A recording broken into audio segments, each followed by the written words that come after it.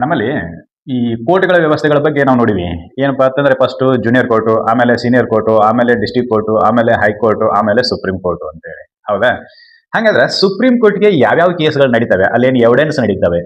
ಕಟಕಟೆಯೊಳಗೆ ನಿಂತು ಭಗವದ್ಗೀತೆಯ ಮೇಲೆ ಪ್ರಮಾಣ ಮಾಡಿ ಹೇಳುತ್ತೇನೆ. ನಾನು ಹೇಳುವುದೆಲ್ಲ ಸತ್ಯ, ಸತ್ಯವನ್ನು ಬಿಟ್ಟು ಏನು ಹೇಳೋದಿಲ್ಲ. ಈ ರೀತಿ ಪ್ರಮಾಣ ಮಾಡಿ ಎವಿಡೆನ್ಸ್ ಅದು ನಡೀತಾವನಂತ ಕೇಳ್ತಾರ. ನಡೀತಾವೇನ್ರಿ ಏನಾರ? ನಡೆದ್ರೆ ಹೆಂಗ್ ನಡೀತವೆ? ಯಾವ ಕೇಸ್‌ಗಳು ಸುಪ್ರೀಂ ಕೋರ್ಟ್‌ಗೆ ಹೋಗ್ತವೆ? ಅದರ ವ್ಯಾಪ್ತಿ ಏನು? ಯಾವ ಕೇಸ್‌ಗಳು ಸುಪ್ರೀಂ ಕೋರ್ಟ್‌ಗೆ ಹೋಗ್ಬೇಕು? ಯಾವ ಕೇಸ್‌ಗಳು ಸುಪ್ರೀಂ ಕೋರ್ಟ್‌ಗೆ ಹೋಗಬಾರದು? ಅನ್ನೋದ್ರ ಬಗ್ಗೆ ಮಾಹಿತಿ ಸ್ವಲ್ಪ ನೋಡ್ಬೇಕಾಗತ್ತೆ. ಯಾಕಂತಂದ್ರೆ ಈ ಸುಪ್ರೀಂ ಕೋರ್ಟ್‌ನ ವ್ಯಾಪ್ತಿಯ ಬಗ್ಗೆ ಕಾಂಪಿಟೇಟಿವ್ ಎಕ್ಸಾಮ್‌ನಲ್ಲಿ ಕೇಳುವ ಸಂದರ್ಭಗಳು ಬಹಳ ಜಾಸ್ತಿ. ಅತಿ ಹೆಚ್ಚು ಸಲ ಬರ್ತೈತಿ ಇದು. ಈ ಸುಪ್ರೀಂ ಕೋರ್ಟ್‌ನ ವ್ಯಾಪ್ತಿಯನ್ನ ಜ್ಯೂರಿಡಿಕ್ಷನ್ ಅನ್ನ 3 ವಿಧದೊಳಗೆ ವಿಂಗಡಣೆ ಮಾಡ್ತೀವಿ.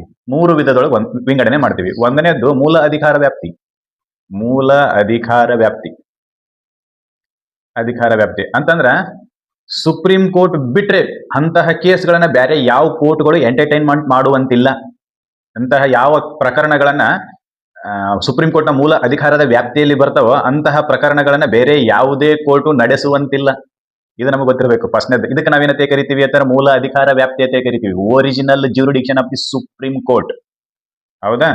ಒರಿಜಿನಲ್ ಜ್ಯೂರಿಡಿಕ್ಷನ್ ಬೇಸಿಕ್ ಸುಪ್ರೀಂ ಕೋರ್ಟ್ಗೆ ಹೋಗ್ಬೇಕದು ಕೇಸು. ಬೇರೆ ಎಲ್ಲಿ ನಡೆಯಕ್ ಚಾನ್ಸೇ ಇಲ್ಲ. ಇಲ್ಲ ಸರ್ ನಾನು ಹೈಕೋರ್ಟ್ನಾಗ ನಡೆಸ್ತೀನಿ, ಇಲ್ಲ. ಅದು ಸುಪ್ರೀಂ ಕೋರ್ಟ್ಗೆ ಹೋಗ್ಬೇಕು. ಅಂತಹ ಪ್ರಕರಣಗಳನ್ನ ನಾವೇನಂತ ಕರಿತೀವಿ? ಮೂಲ ಅಧಿಕಾರ ವ್ಯಾಪ್ತಿಯ ಪ್ರಕರಣಗಳು ಅಂತ ಕರಿತೀವಿ. ಸುಪ್ರೀಂ ಕೋರ್ಟ್ನಾಗ ಸುಪ್ರೀಂ ಕೋರ್ಟ್ನೇ ಹಿಯರ್ ಮಾಡ್ಬೇಕಾಗಿರ್ತಕ್ಕಂಥ ಪ್ರಕರಣಗಳು. ಹೌದಾ? ಇನ್ನ ಎರಡನೇದ್ದು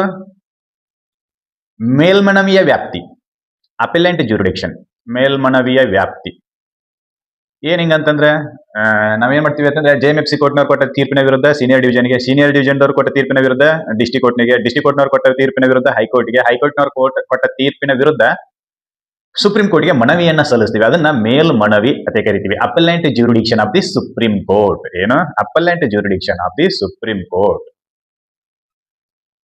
ಅಪೆಲೆಂಟ್ ಜ್ಯೂರಿಡಿಕ್ಷನ್ ಅಂದ್ರೆ ಪ್ರಕರಣಗಳು ಮನವಿಯ ಮುಖಾಂತರ ಒಂದು ಕೋರ್ಟ್ನಿಂದ ಇನ್ನೊಂದು ಕೋರ್ಟ್ಗೆ ಮನವಿಯ ಮುಖಾಂತರ ಸುಪ್ರೀಂ ಕೋರ್ಟ್ಗೆ ಹೋಗಿ ಏನ್ ಮುಟ್ಟತಾವಲ್ಲ ಅದನ್ನ ನಾವು ಮೇಲ್ಮನವಿಯ ವ್ಯಾಪ್ತಿ ಅಂತ ಹೇಳಿ ಕರಿತೀವಿ. ಇನ್ನೊಂದು ಬರ್ತೈತಿ ಸಲಹಾ ವ್ಯಾಪ್ತಿ ಅಂತ. ಸಲಹಾ ವ್ಯಾಪ್ತಿ ಆರ್ಟಿಕಲ್ 143 ಅಡಿಯಲ್ಲಿ ರಾಷ್ಟ್ರಪತಿಗಳು ಸುಪ್ರೀಂ ಕೋರ್ಟ್ಗೆ ಸಲಹೆಗಳನ್ನ ಕೇಳುವುದು. ಕೆಲವೊಂದಿಷ್ಟು ವಿಷಯಗಳನ್ನ ಇತ್ಯರ್ಥ ಮಾಡುವ ಸಂದರ್ಭದಲ್ಲಿ ರಾಷ್ಟ್ರಪತಿಗಳು ಸುಪ್ರೀಂ ಕೋರ್ಟ್ಗೆ ಸಲಹೆಗಳನ್ನ ಕೇಳ್ತಾರೆ. ಅದನ್ನ ನಾವೇನಂತೆ ಕರಿತೀವಿ ಅಂತಂದ್ರೆ ಸಲಹಾ ವ್ಯಾಪ್ತಿ ಅಂತ ಕರಿತೀವಿ. ಅಂದ್ರೆ ಸುಪ್ರೀಂ ಕೋರ್ಟ್ ಬಿಟ್ರೆ ಬೇರೆ ಯಾವ ಕೋರ್ಟ್ನು ರಾಷ್ಟ್ರಪತಿಗಳು ಸಲಹೆಯನ್ನ ಕೇಳುವಂತಿಲ್ಲ. ಇಲ್ಲ ಸರ್ ನಾನು ಜೆಎಂಎಫ್ಸಿ ಕೋರ್ಟ್ದವ್ರನ್ನ ಸಲಹೆ ಕೇಳ್ತೀನಿ, ಯಾರನ್ನು ಡಿಸ್ಟ್ರಿಕ್ಟ್ ಜಡ್ಜನ್ನ ಸಲಹೆ ಕೇಳ್ತೀನಿ ಅಂತಂದ್ರೆ ಇಲ್ಲ. ಸಲಹಾ ವ್ಯಾಪ್ತಿ ಎಲ್ಲಿಗೆ ಬರ್ತೈತಿ ಅಂತಂದ್ರೆ ಸುಪ್ರೀಂ ಕೋರ್ಟ್ಗೆ ಬರ್ತೈತಿ. ಆರ್ಟಿಕಲ್ 143 ಅಡಿಯಲ್ಲಿ ನೆನಪಲ್ಲಿರ್ಲೆ. ಯಾಕಂತಂದ್ರ ಈಗ ಮೊನ್ನೆ ಇದ್ರ ಸುದ್ದಿ ಬಹಳ ಇತ್ತು. ಎಲ್ಲಿ ತಮಿಳುನಾಡು ಮತ್ತು ತಮಿಳುನಾಡಿನ ಸರ್ಕಾರ ಮತ್ತು ತಮಿಳುನಾಡಿನ ರಾಜ್ಯಪಾಲರ ನಡಬರ್ಕ ಇದ್ರ ಗದ್ದಲ ನಡೆದಾಗ ಇದು ಹಂಗ ಹೋಯ್ತಿದೆ. ಅಲ್ಲಿ ತನಕ 143 ಅಡಿಯಲ್ಲಿ ರಾಷ್ಟ್ರಪತಿ ದ್ರೌಪದಿ ಮುರ್ಮು ಅವ್ರು ಏನ್ ಮಾಡಿದ್ರು ಅಂತಂದ್ರೆ ಸುಪ್ರೀಂ ಕೋರ್ಟ್ಗೆ ಸಲಹೆಗಳನ್ನ ಕೇಳಿದ್ರು. 10 ಕ್ವಶನ್ಗಳನ್ನ ಕೇಳಿದ್ರು. ಅದಕ್ಕೆ ಆನ್ಸರ್ ಮಾಡಿದ್ರು ಅವರು. That is a different thing. ಇದನ್ನ ನಾವೇನಂತ ಕರಿತೀವಿ ಅಂತಂದ್ರೆ ಸಲಹಾ ವ್ಯಾಪ್ತಿ ಅಂತ ಕರಿತೀವಿ. ಇವು 3 ಮುಖ್ಯ ವ್ಯಾಪ್ತಿಗಳು. ಪ್ರದೇಶ ಇಷ್ಟು ಏರಿಯಾದೊಳಗೇನೆ ಸುಪ್ರೀಂ ಕೋರ್ಟ್ ಇರಬೇಕು. ಇನ್ನೊಂದು ಬರ್ತೈತಿ ರಿಟ್ ವ್ಯಾಪ್ತಿ ಅಂತ. ಯಾವ ವ್ಯಾಪ್ತಿ? ರಿಟ್ ವ್ಯಾಪ್ತಿ. ಇವು 3 ಇಂಪಾರ್ಟೆಂಟ್. ಅದರೊಳಗೆ ಇದೊಂದು ರಿಟ್ ವ್ಯಾಪ್ತಿ. ಇದು ಒಂದು ಬರ್ತೈತಿ. ಅದನ್ನ ಮುಂದೆ ನೋಡ್ಕೋತಾ ಹೋಗೋಣ. ಈಗ ಫಸ್ಟಿಗೆ ಮೂಲ ಅಧಿಕಾರ ವ್ಯಾಪ್ತಿಯ ಬಗ್ಗೆ ಚರ್ಚೆ ಮಾಡೋಣ. ಮೂಲ ಅಧಿಕಾರ, what is the jurisdiction of the original cases for the supreme court. ಮೂಲ ದಾವೆಯ ಬಗ್ಗೆ ಏನು ಹೇಳ್ತೈತಿ? ಯಾವ ಪ್ರಕರಣಗಳು ಸುಪ್ರೀಂ ಕೋರ್ಟ್ಗೆ ಬಂದ್ರೆ ಅವು ಮೂಲ ದಾವೆ ಅನಿಸ್ಕೊಂತವೆ.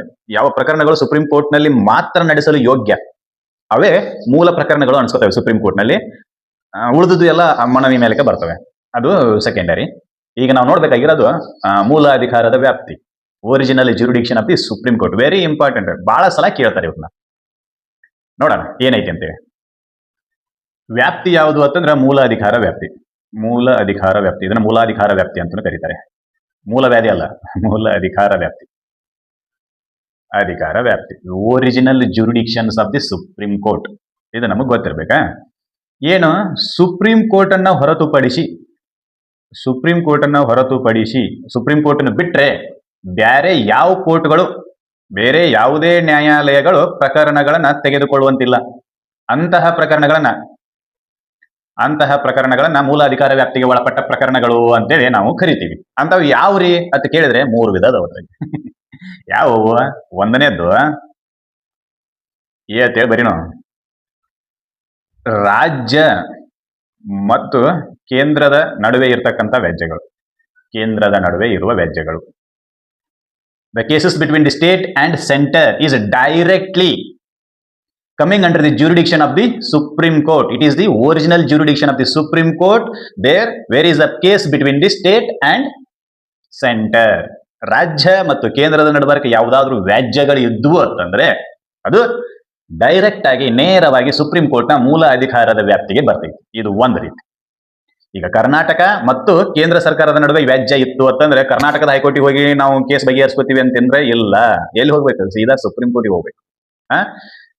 To directly approach the supreme court for the adjudication of the dispute between the centre and state. ಇದು ಒಂದು. ಇನ್ನು ಎರಡನೇ ವಿಧ, ಇದನ್ನ ಬಿ ಎತ್ತೇಳಿ ಅನ್ಕೊಳ್ಳೋಣ. ಕೇಂದ್ರ ಸರ್ಕಾರ ಮತ್ತು ಒಂದು ರಾಜ್ಯ, ಅದರ ವಿರುದ್ಧ ಯಾವ್ದಿರ್ತಾವು ಅಂತಂದ್ರ ರಾಜ್ಯ ಅಥವಾ ರಾಜ್ಯಗಳು ಇರ್ತವೆ. ಇದು ಕೂಡ ಸುಪ್ರೀಂ ಕೋರ್ಟ್ಗೆ ಹೋಗ್ಬೇಕು. ಫಾರ್ ಎಕ್ಸಾಂಪಲ್, ಕೇಂದ್ರ ಸರ್ಕಾರ ಯಾವುದೇ ಒಂದು ನೀತಿಯನ್ನ ತಗೊಂಡ್ಬಂದಿರ್ತೈತಿ, ಜಾರಿಗೆ ತಗೊಂಡ್ಬರ್ತಿರ್ತೈತಿ. ಆ ನೀತಿಯನ್ನ ಒಂದು ರಾಜ್ಯ ಸಪೋರ್ಟ್ ಮಾಡ್ತಿರ್ತೈತಿ. ಇನ್ನು ಉಳಿದ ರಾಜ್ಯಗಳು ಅಥವಾ ರಾಜ್ಯಗಳು, ಉಳಿದ ರಾಜ್ಯ ಅಥವಾ ರಾಜ್ಯಗಳು, ಯಾವುದೋ ಒಂದು ರಾಜ್ಯ ಅಥವಾ ಉಳಿದ ರಾಜ್ಯಗಳು ಅದನ್ನು ಅಪೋಸ್ ಮಾಡ್ತಿರ್ತವೆ. ಅಂತಹ ಪ್ರಕರಣಗಳು ಎಲ್ಲಿ ಹೋಗ್ತಾವು ಅಂತಂದ್ರೆ ಸುಪ್ರೀಂ ಕೋರ್ಟ್ಗೆ ಹೋಗ್ತವೆ. ಹೇಳಿದ ಅರ್ಥ ಆಗ್ತೈತಿ. NEP ಅನ್ನ ತಗೊಂಡ್ರು, ನ್ಯೂ ಎಜುಕೇಶನ್ ಪಾಲಿಸಿಯನ್ನ ತಗೊಂಡ್ಬಂದ್ರು. ಅದನ್ನ ದಕ್ಷಿಣದ ರಾಜ್ಯಗಳು ವಿರೋಧ ಮಾಡಿದ್ರು. ದಕ್ಷಿಣದ ರಾಜ್ಯಗಳು ಅಂದ್ರೆ ಕರ್ನಾಟಕ, ತಮಿಳುನಾಡು, ತೆಲಂಗಾಣ, ಆಮೇಲೆ ಕೇರಳ ರಾಜ್ಯಗಳು ಅದನ್ನ ಅಪೋಸ್ ಮಾಡಿದ್ವು. ಅದನ್ನ ಸಪೋರ್ಟ್ ಮಾಡಿದ್ದು ಕೆಲವೊಂದಿಷ್ಟು, ಯಾವ ಉತ್ತರ ಪ್ರದೇಶ, ಮಧ್ಯಪ್ರದೇಶ ಇಂತಹ ರಾಜ್ಯಗಳು ಅದನ್ನ ಸಪೋರ್ಟ್ ಮಾಡಿದ್ವು. ಅವಾಗ ಕೇಂದ್ರ ಮತ್ತು ರಾಜ್ಯಗಳು ಒಂದು ಕಡೆ, ಇನ್ನು ಉಳಿದ ರಾಜ್ಯಗಳು ಒಂದು ಕಡೆಯಾಗಿ ಸುಪ್ರೀಂ ಕೋರ್ಟಿಗೆ ಕೇಸ್ ನಡೆಸ್ತಾರೆ. ಇದನ್ನ ನಾವೇನಂತ ಕರಿತೀವಿ ಅಂತಂದ್ರೆ ಇದು ಕೂಡ ಮೂಲ ಅಧಿಕಾರ ವ್ಯಾಪ್ತಿಯ ಪ್ರಕರಣ ಅಂತ ಕರಿತೀವಿ. ನಮಗೆ ಗೊತ್ತಿರಬೇಕು. ಅಂದ್ರೆ ಒಂದು ರಾಜ್ಯ ಮತ್ತು ಕೇಂದ್ರದ ನಡುವೆ ವ್ಯಾಜ್ಯ ಇತ್ತು ಅಂತಂದ್ರೆ ಅದು ಕೂಡ ಸುಪ್ರೀಂ ಕೋರ್ಟ್ಗೆ ನೇರ ಅಧಿಕಾರದ ವ್ಯಾಪ್ತಿಯಲ್ಲಿ ಬರ್ತೈತಿ, ಮೂಲ ಅಧಿಕಾರದ ವ್ಯಾಪ್ತಿಯಲ್ಲಿ ಬರ್ತೈತಿ. ಇನ್ನು ಎರಡನೇ ಪ್ರಕರಣ, ಒಂದು ಕಡೆ ಕೇಂದ್ರ ಮತ್ತು ಒಂದು ರಾಜ್ಯ, ಇನ್ನೊಂದು ಕಡೆ ಒಂದು ರಾಜ್ಯ ಅಥವಾ ಉಳಿದ ರಾಜ್ಯಗಳು ಇದ್ದು ಅಂತಂದ್ರೆ ಅದು ಕೂಡ ಸುಪ್ರೀಂ ಕೋರ್ಟ್ಗೆ ನೇರ ವ್ಯಾಪ್ತಿಯಲ್ಲಿ ಬರ್ತೈತಿ, ಮೂಲ ಅಧಿಕಾರದ ವ್ಯಾಪ್ತಿಯಲ್ಲಿ ಬರ್ತೈತಿ. ಇನ್ನೊಂದು ಬರ್ತೈತಿ, ಅದನ್ನ ನೋಡೋಣ. ಇನ್ನು ಕೇಂದ್ರ ಬಿಟ್ಟ ರಾಜ್ಯಗಳ ನಡುವೆ ಏನಿತ್ತು ಡಿಸ್ಪ್ಯೂಟ್ಸ್ ಇತ್ತು, ವಿವಾದಗಳಿದ್ವು ಅಂತಂದ್ರೆ ಅದು ಕೂಡ ಸುಪ್ರೀಂ ಕೋರ್ಟ್ಗೆ ಬರ್ತೈತಿ. ರಾಜ್ಯ ಮತ್ತು ರಾಜ್ಯಗಳ ಮಧ್ಯೆ ಇರುವ ವಿವಾದಗಳು ಇದು ಕೂಡ ಸುಪ್ರೀಂ ಕೋರ್ಟ್ಗೆ ಬರ್ತೈತಿ. ಫಾರ್ ಎಕ್ಸಾಂಪಲ್, ಮಹಾರಾಷ್ಟ್ರ ಗೌರ್ಮೆಂಟ್ ಮತ್ತು ಕರ್ನಾಟಕ ಗೌರ್ಮೆಂಟ್ ಯಾವುದೋ ಒಂದು ವಿಷಯಕ್ಕೆ ಸಂಬಂಧಿಸಿದಂತೆ ಒಪ್ಪಂದಗಳನ್ನ ಮಾಡ್ಕೊಂಡಿರ್ತವೆ. ಆ ಒಪ್ಪಂದಗಳನ್ನ ಯಾವುದೋ ಒಂದು ಗೌರ್ಮೆಂಟ್ ಮುರಿತೈತಿ.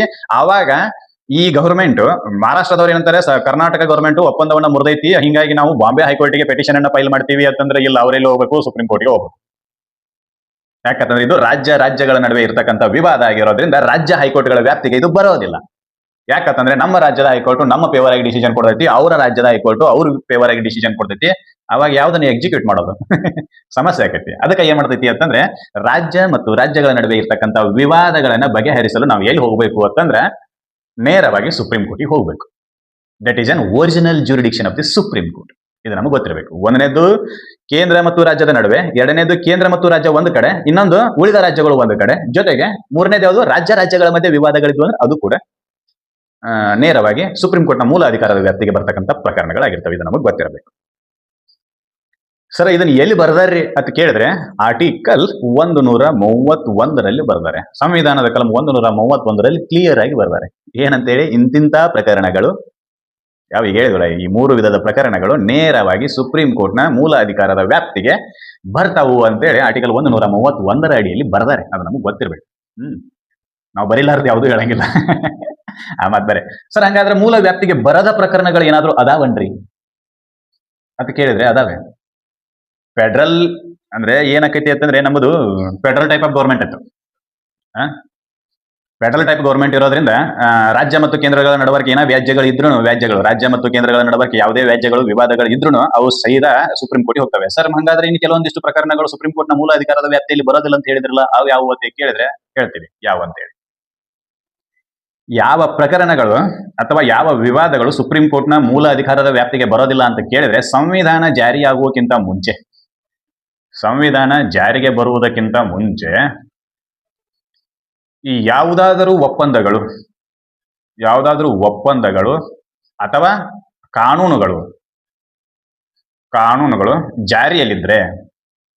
ಜಾರಿಗೆ ಬಂದಿದ್ದು ಅವು ಇಲ್ಲಿಯವರೆಗೂ ಚಾಲ್ತಿಯಲ್ಲಿದ್ರೆ ಅವು ಸುಪ್ರೀಂ ಕೋರ್ಟ್ನ ನೇರ ಅಧಿಕಾರದ ವ್ಯಾಪ್ತಿಗೆ ಬರೋದಿಲ್ಲ, ಮೂಲ ಅಧಿಕಾರದ ವ್ಯಾಪ್ತಿಗೆ ಬರೋದಿಲ್ಲ. ಇದು ನಮಗೆ ಗೊತ್ತಿರಬೇಕು. ಏನು, ಸಂವಿಧಾನ ಜಾರಿಗೆ ಬರುವಕ್ಕಿಂತ ಮುಂಚೆ ಏನಾದರೂ ಒಪ್ಪಂದಗಳಾಗಿದ್ದು, ಫಾರ್ ಎಕ್ಸಾಂಪಲ್ ಮೈಸೂರು ಗವರ್ಮೆಂಟ್ ಮತ್ತು ತಮಿಳುನಾಡು ಗವರ್ಮೆಂಟ್, ಆಗಿನ ಮದ್ರಾಸದ ಗವರ್ಮೆಂಟ್ ನಡುವರೆಗೆ ಏನಾದರೂ ಒಪ್ಪಂದಗಳಾಗಿದ್ದು, ಸಂವಿಧಾನ ಜಾರಿಗೆ ಬಂದಿರೋದು 1950 ಜನವರಿ 26, ಹೌದಾ? ಈ ಸಮಯಕ್ಕಿಂತ ಮುಂಚೆ ಏನಾದರೂ ಒಪ್ಪಂದಗಳನ್ನು ಮಾಡ್ಕೊಂಡಿರ್ತಾರೆ. ಬ್ರಿಟಿಷ್ ಗವರ್ಮೆಂಟ್ ಮತ್ತು ಮೈಸೂರು ಸಂಸ್ಥಾನಗಳು ಒಪ್ಪಂದಗಳನ್ನು ಮಾಡ್ಕೊಂಡು ಆ ಒಪ್ಪಂದಗಳು ಸ್ವತಂತ್ರ ಬಂದ ನಂತರನೂ ಜಾರಿ ಒಳಗಿರ್ತವೆ. ಈ ಕಾವೇರಿ ವಿವಾದ ಇರೋದು ಹಂಗೇನೆ. ಆ ಒಪ್ಪಂದಗಳು ಸಂವಿಧಾನ ಬಂದ ನಂತರನೂ ಜಾರಿಯಲ್ಲಿ ಇರ್ತವೆ. ಆವಾಗ ಆ ಪ್ರಕರಣಗಳು ಇಲ್ಲ, ರಾಜ್ಯಗಳ ಮಧ್ಯೆ ಇರತಕ್ಕಂಥ ವಿವಾದನ ಸೀದಾ ಸುಪ್ರೀಂ ಕೋರ್ಟಿಗೆ ಹೋಗ್ತೀನಿ ಇಲ್ರಿ ಸಾಹೇಬ್ರಾಜ್, ಸ್ವತಂತ್ರ ಬರೋಕ್ಕಿಂತ ಮೊದಲು ನಮ್ಮ ಮಹಾರಾಜರು ಮತ್ತು ಮದ್ರಾಸದ ಗೌರ್ಮೆಂಟ್ ದವರು ಇಂಥದೊಂದು ಒಪ್ಪಂದ ಮಾಡ್ಕೊಂಡಿದ್ರು. ಮತ್ತೆ ಈಗ ನಾವು ಭಾರತದ ರಾಜ್ಯಗಳಾಗಿವಿ, ಸ್ವತಂತ್ರ ಬಂದ ನಂತರ ನಾವು ಈ ರೀತಿ ಇವ್ರು ನಮಗೆ ಆ ಒಪ್ಪಂದವನ್ನ ಇವ್ರು ಮುರಿದಾರ, ಅದನ್ನ ಹಂಗ ಕಂಟಿನ್ಯೂ ಮಾಡ್ಬೇಕಾಗಿತ್ತು, ಇವ್ರು ಹಂಗ ಮುರಿದಾರ ಅಂತ ಹೇಳಿ ಸುಪ್ರೀಂ ಕೋರ್ಟ್ಗೆ ಯಾರು ತಮಿಳುನಾಡಿನವರು ಕರ್ನಾಟಕದವರು ಹೋಗಕ್ ಬರೋದಿಲ್ಲ. That is not coming under the jurisdiction of the supreme court, original jurisdiction of the supreme court. You may go through the appeal, by way of appeal to the Supreme Court, not for original jurisdiction. ನೇರವಾಗಿ ಹೋಗಕ್ಕೆ ಬರೋದಿಲ್ಲ, ಮೇಲ್ಮನೆಯ ಮೂಲಕ ಹೋಗ್ಬೋದು, ಯಾವಾಗಲೂ ಬಾಗಿಲು open ಇರ್ತೈತಿ, ಅಲ್ಲ ಅಪೀಲ್ಗಳ ಮೂಲಕ ಹೋಗ್ಬೇಕು, ಏನು ತೊಂದರೆ ಇಲ್ಲ. ಇದು ಆರ್ಟಿಕಲ್ 131 ಹೇಳ್ತೈತಿ. ಇದನ್ನ ಹಿಂಗೇನೆ ಮೂಲ ಅಧಿಕಾರದ ವ್ಯಾಪ್ತಿಯ ಬಗ್ಗೆನೂ ಆರ್ಟಿಕಲ್ 131 ಹೇಳ್ತೈತಿ. ಯಾವುದು ಮೂಲ ಅಧಿಕಾರದ ವ್ಯಾಪ್ತಿಗೆ ಒಳಪಡೋದಿಲ್ಲ ಅನ್ನೋದನ್ನು ಆರ್ಟಿಕಲ್ 131 ಹೇಳ್ತೈತಿ. ನಮಗ ಕ್ಲಿಯರ್ ಆಗಿ ಗೊತ್ತಿರಬೇಕು. 3 ತರದ ಕೇಸ್ಗಳು ಡೈರೆಕ್ಟ್ ಆಗಿ ಸುಪ್ರೀಂ ಕೋರ್ಟ್ನ ಮೂಲ ಅಧಿಕಾರದ ವ್ಯಾಪ್ತಿಗೆ ಬರ್ತವೆ. ಇನ್ನು ಕೆಲವೊಂದಿಷ್ಟು ಒಪ್ಪಂದಗಳು ಸ್ವತಂತ್ರಕ್ಕಿಂತ ಪೂರ್ವದಲ್ಲಿ ಆಗಿರ್ತಕ್ಕಂಥ ಒಪ್ಪಂದಗಳು ಮತ್ತು ಅವು ಇಲ್ಲಿವರೆಗೂ ಜಾರಿಯಲ್ಲಿ ಇದ್ದು ಅಂತಂದ್ರೆ ಅವುಗಳಲ್ಲಿ ಏನಾದರೂ ವಿವಾದ ಬಂತು ಅಂದ್ರೆ ಅದು ಮೂಲ ಅಧಿಕಾರದ ವ್ಯಾಪ್ತಿಗೆ ಬರೋದಿಲ್ಲ. ಇದು ನಮಗೆ ಗೊತ್ತಿರಬೇಕು. ಸರ್, ಇನ್ನ ಅಪೀಲ್ ಹೆಂಗ್ರಿ? ಯಾವ ಅಪೀಲ್ಗಳು ಸುಪ್ರೀಂ ಕೋರ್ಟಿಗೆ ಹೋಗ್ತವೆ? ಸರ್, ಎಲ್ಲ ಇಲ್ಲಿ ತುಡುಗ್ ಮಾಡ್ಯಾನ್ರಿ, ನಾನು ಕಪಾಳಕ್ ಬಡದನ್ರಿ, ಇಲ್ಲಿ ಇವ್ಗೆ ಶಿಕ್ಷೆ ಆಗ್ಬಾರ್ದಾಗಿತ್ತು, ಇವ್ಗೆ ಶಿಕ್ಷೆ ಆಗ್ಯದ ಸರ್, ಇಂಥವೆಲ್ಲ ಕೇಸ್ಗಳು ಹೋಗ್ತಾವೇನ್ರಿ ಕೇಳಿದ್ರೆ ಹೇಳ್ತಾರೆ ಯಾವ ಕೇಸ್ಗಳು ಸುಪ್ರೀಂ ಕೋರ್ಟಿಗೆ ಹೋಗ್ತವೆ. ಅಪೀಲ್ ಮೂಲಕ ಎಲ್ಲ ಕೇಸ್ಗಳು ಸುಪ್ರೀಂ ಕೋರ್ಟಿಗೆ ಹೋದ್ರೆ ಸುಪ್ರೀಂ ಕೋರ್ಟ್ದವರು ನಿದ್ದೆ ಮಾಡೋಕ್ಕಾಗೋದಿಲ್ಲ, ಆಗಲ್ಲ ರಾತ್ರಿ ದುಡಿದ್ರೂ ಕೇಸ್ಗಳು ಮುಗಿಯಂಗಿಲ್ಲ, ಅಷ್ಟು ಕೇಸ್ಗಳಾಗ್ತವೆ. 10 ಸುಪ್ರೀಂ ಕೋರ್ಟ್ ಮಾಡ್ಬೇಕಾಗೈತಿ. ಅದೆಲ್ಲ ಕೆಲವೊಂದಿಷ್ಟು ಪ್ರಕರಣಗಳು ಮಾತ್ರ ಸುಪ್ರೀಂ ಕೋರ್ಟ್ ಅನ್ನು ಅಪ್ರೋಚ್ ಮಾಡ್ತವೆ. ಆ ಯಾವ ಪ್ರಕರಣಗಳು ಅಂತ ನೋಡೋದಾದ್ರೆ ಆರ್ಟಿಕಲ್ 132 ಬಗ್ಗೆ ಡಿಸ್ಕಷನ್ ಮಾಡ್ತೈತಿ. ಏನ್ ಹೇಳ್ತೈತಿ ಅಂತ ನೋಡೋಣ. Article 132 of the Indian constitution ಏನ್ ಹೇಳ್ತೈತಿ? ಭಾರತದ ಭೂಭಾಗದ ವ್ಯಾಪ್ತಿಯಲ್ಲಿರುವ ಯಾವುದೇ ಹೈಕೋರ್ಟ್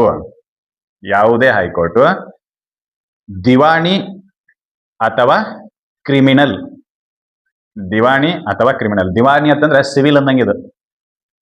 ಸಿವಿಲ್ ವ್ಯಾಜ್ಯಗಳಿಗೆ ಸಂಬಂಧಿಸಿದಂತೆ, ಹೊಲಮಣಿ ಕೇಸು ಇವುಗಳಿಗೆ ಸಂಬಂಧಿಸಿದಂತೆ, ಕ್ರಿಮಿನಲ್ ಅಂದ್ರೆ ಬಡದಾಡಿದ ಕೇಸು, ಮೋಸ ಮಾಡಿದ ಕೇಸು ಇವುಗಳಿಗೆ ಸಂಬಂಧಿಸಿದಂತೆ, ಅಥವಾ ಬೇರೆ ಯಾವುದೇ ಪ್ರಕರಣಗಳಿಗೆ ಸಂಬಂಧಿಸಿದಂತೆ ಹೈಕೋರ್ಟ್ ಯಾವ ಹೈಕೋರ್ಟ್ ತೀರ್ಪು ಕೊಟ್ಟಿರ್ತೈತಿಲ್ಲ, ಆ ಹೈಕೋರ್ಟ್ ಏನ್ ಮಾಡ್ಬೇಕು ಅಂತಂದ್ರೆ ಆರ್ಟಿಕಲ್ 134 ಅಡಿಯಲ್ಲಿ ಒಂದು ದೃಢೀಕರಣ ಮಾಡಬೇಕು. ಆರ್ಟಿಕಲ್ 134 ಒಪ್ಪಂದ ಏನ ಅಡಿಯಲ್ಲಿ ದೃಢೀಕರಣ ಏನಂತೆ ಮಾಡಬೇಕು? ಈ ಪ್ರಕರಣಗಳು ಯಾವ ಪ್ರಕರಣಗಳು ಈಗಾಗಲೇ ನಾ ಏನ್ ಬಗೆಹರಿಸಿಲ್ಲ, ದಿವಾಣಿ ಪ್ರಕರಣ, ಕ್ರಿಮಿನಲ್ ಪ್ರಕರಣ ಅಥವಾ ಯಾವುದೇ ಪ್ರೊಸೀಡಿಂಗ್ಸ್ ಗಳನ್ನ ನಾ ಈಗಾಗಲೇ ಬಗೆಹರಿಸಿದ ಪ್ರಕರಣಗಳನ್ನ ಆ ಪ್ರಕರಣಗಳಲ್ಲಿ ಗಣನೀಯ ಪ್ರಮಾಣದ ಕಾನೂನುಗಳನ್ನ ಅರ್ಥೈಸುವುದಿದೆ, ಡೆಫಿನಿಷನ್ ಕೊಡೋದಿದೆ ಅಂತ ಹೇಳಿ ಏನಾದ್ರೂ ಸರ್ಟಿಫಿಕೇಟ್ ಮಾಡಿತ್ತು ಅಂತಂದ್ರೆ ಕಾನೂನುಗಳನ್ನ ಅರ್ಥೈಸುವುದು ಬಾಕಿ ಇದೆ ಅಂತ ಹೇಳಿ ಏನಾದ್ರೂ ಜಜ್ಮೆಂಟ್ ಬರೋದು 134A ಅಡಿಯಲ್ಲಿ ಸರ್ಟಿಫಿಕೇಟ್ ಮಾಡಿದ್ರು ಅಂದ್ರೆ, ದೃಢೀಕರಣ ಮಾಡಿದ್ರು ಅಂದ್ರೆ ಅಂತಹ ಪ್ರಕರಣಗಳು ಸುಪ್ರೀಂ ಕೋರ್ಟಿಗೆ ಹೋಗ್ತವೆ. ಏನ್ ಹೇಳಕತ್ತೀವಿ?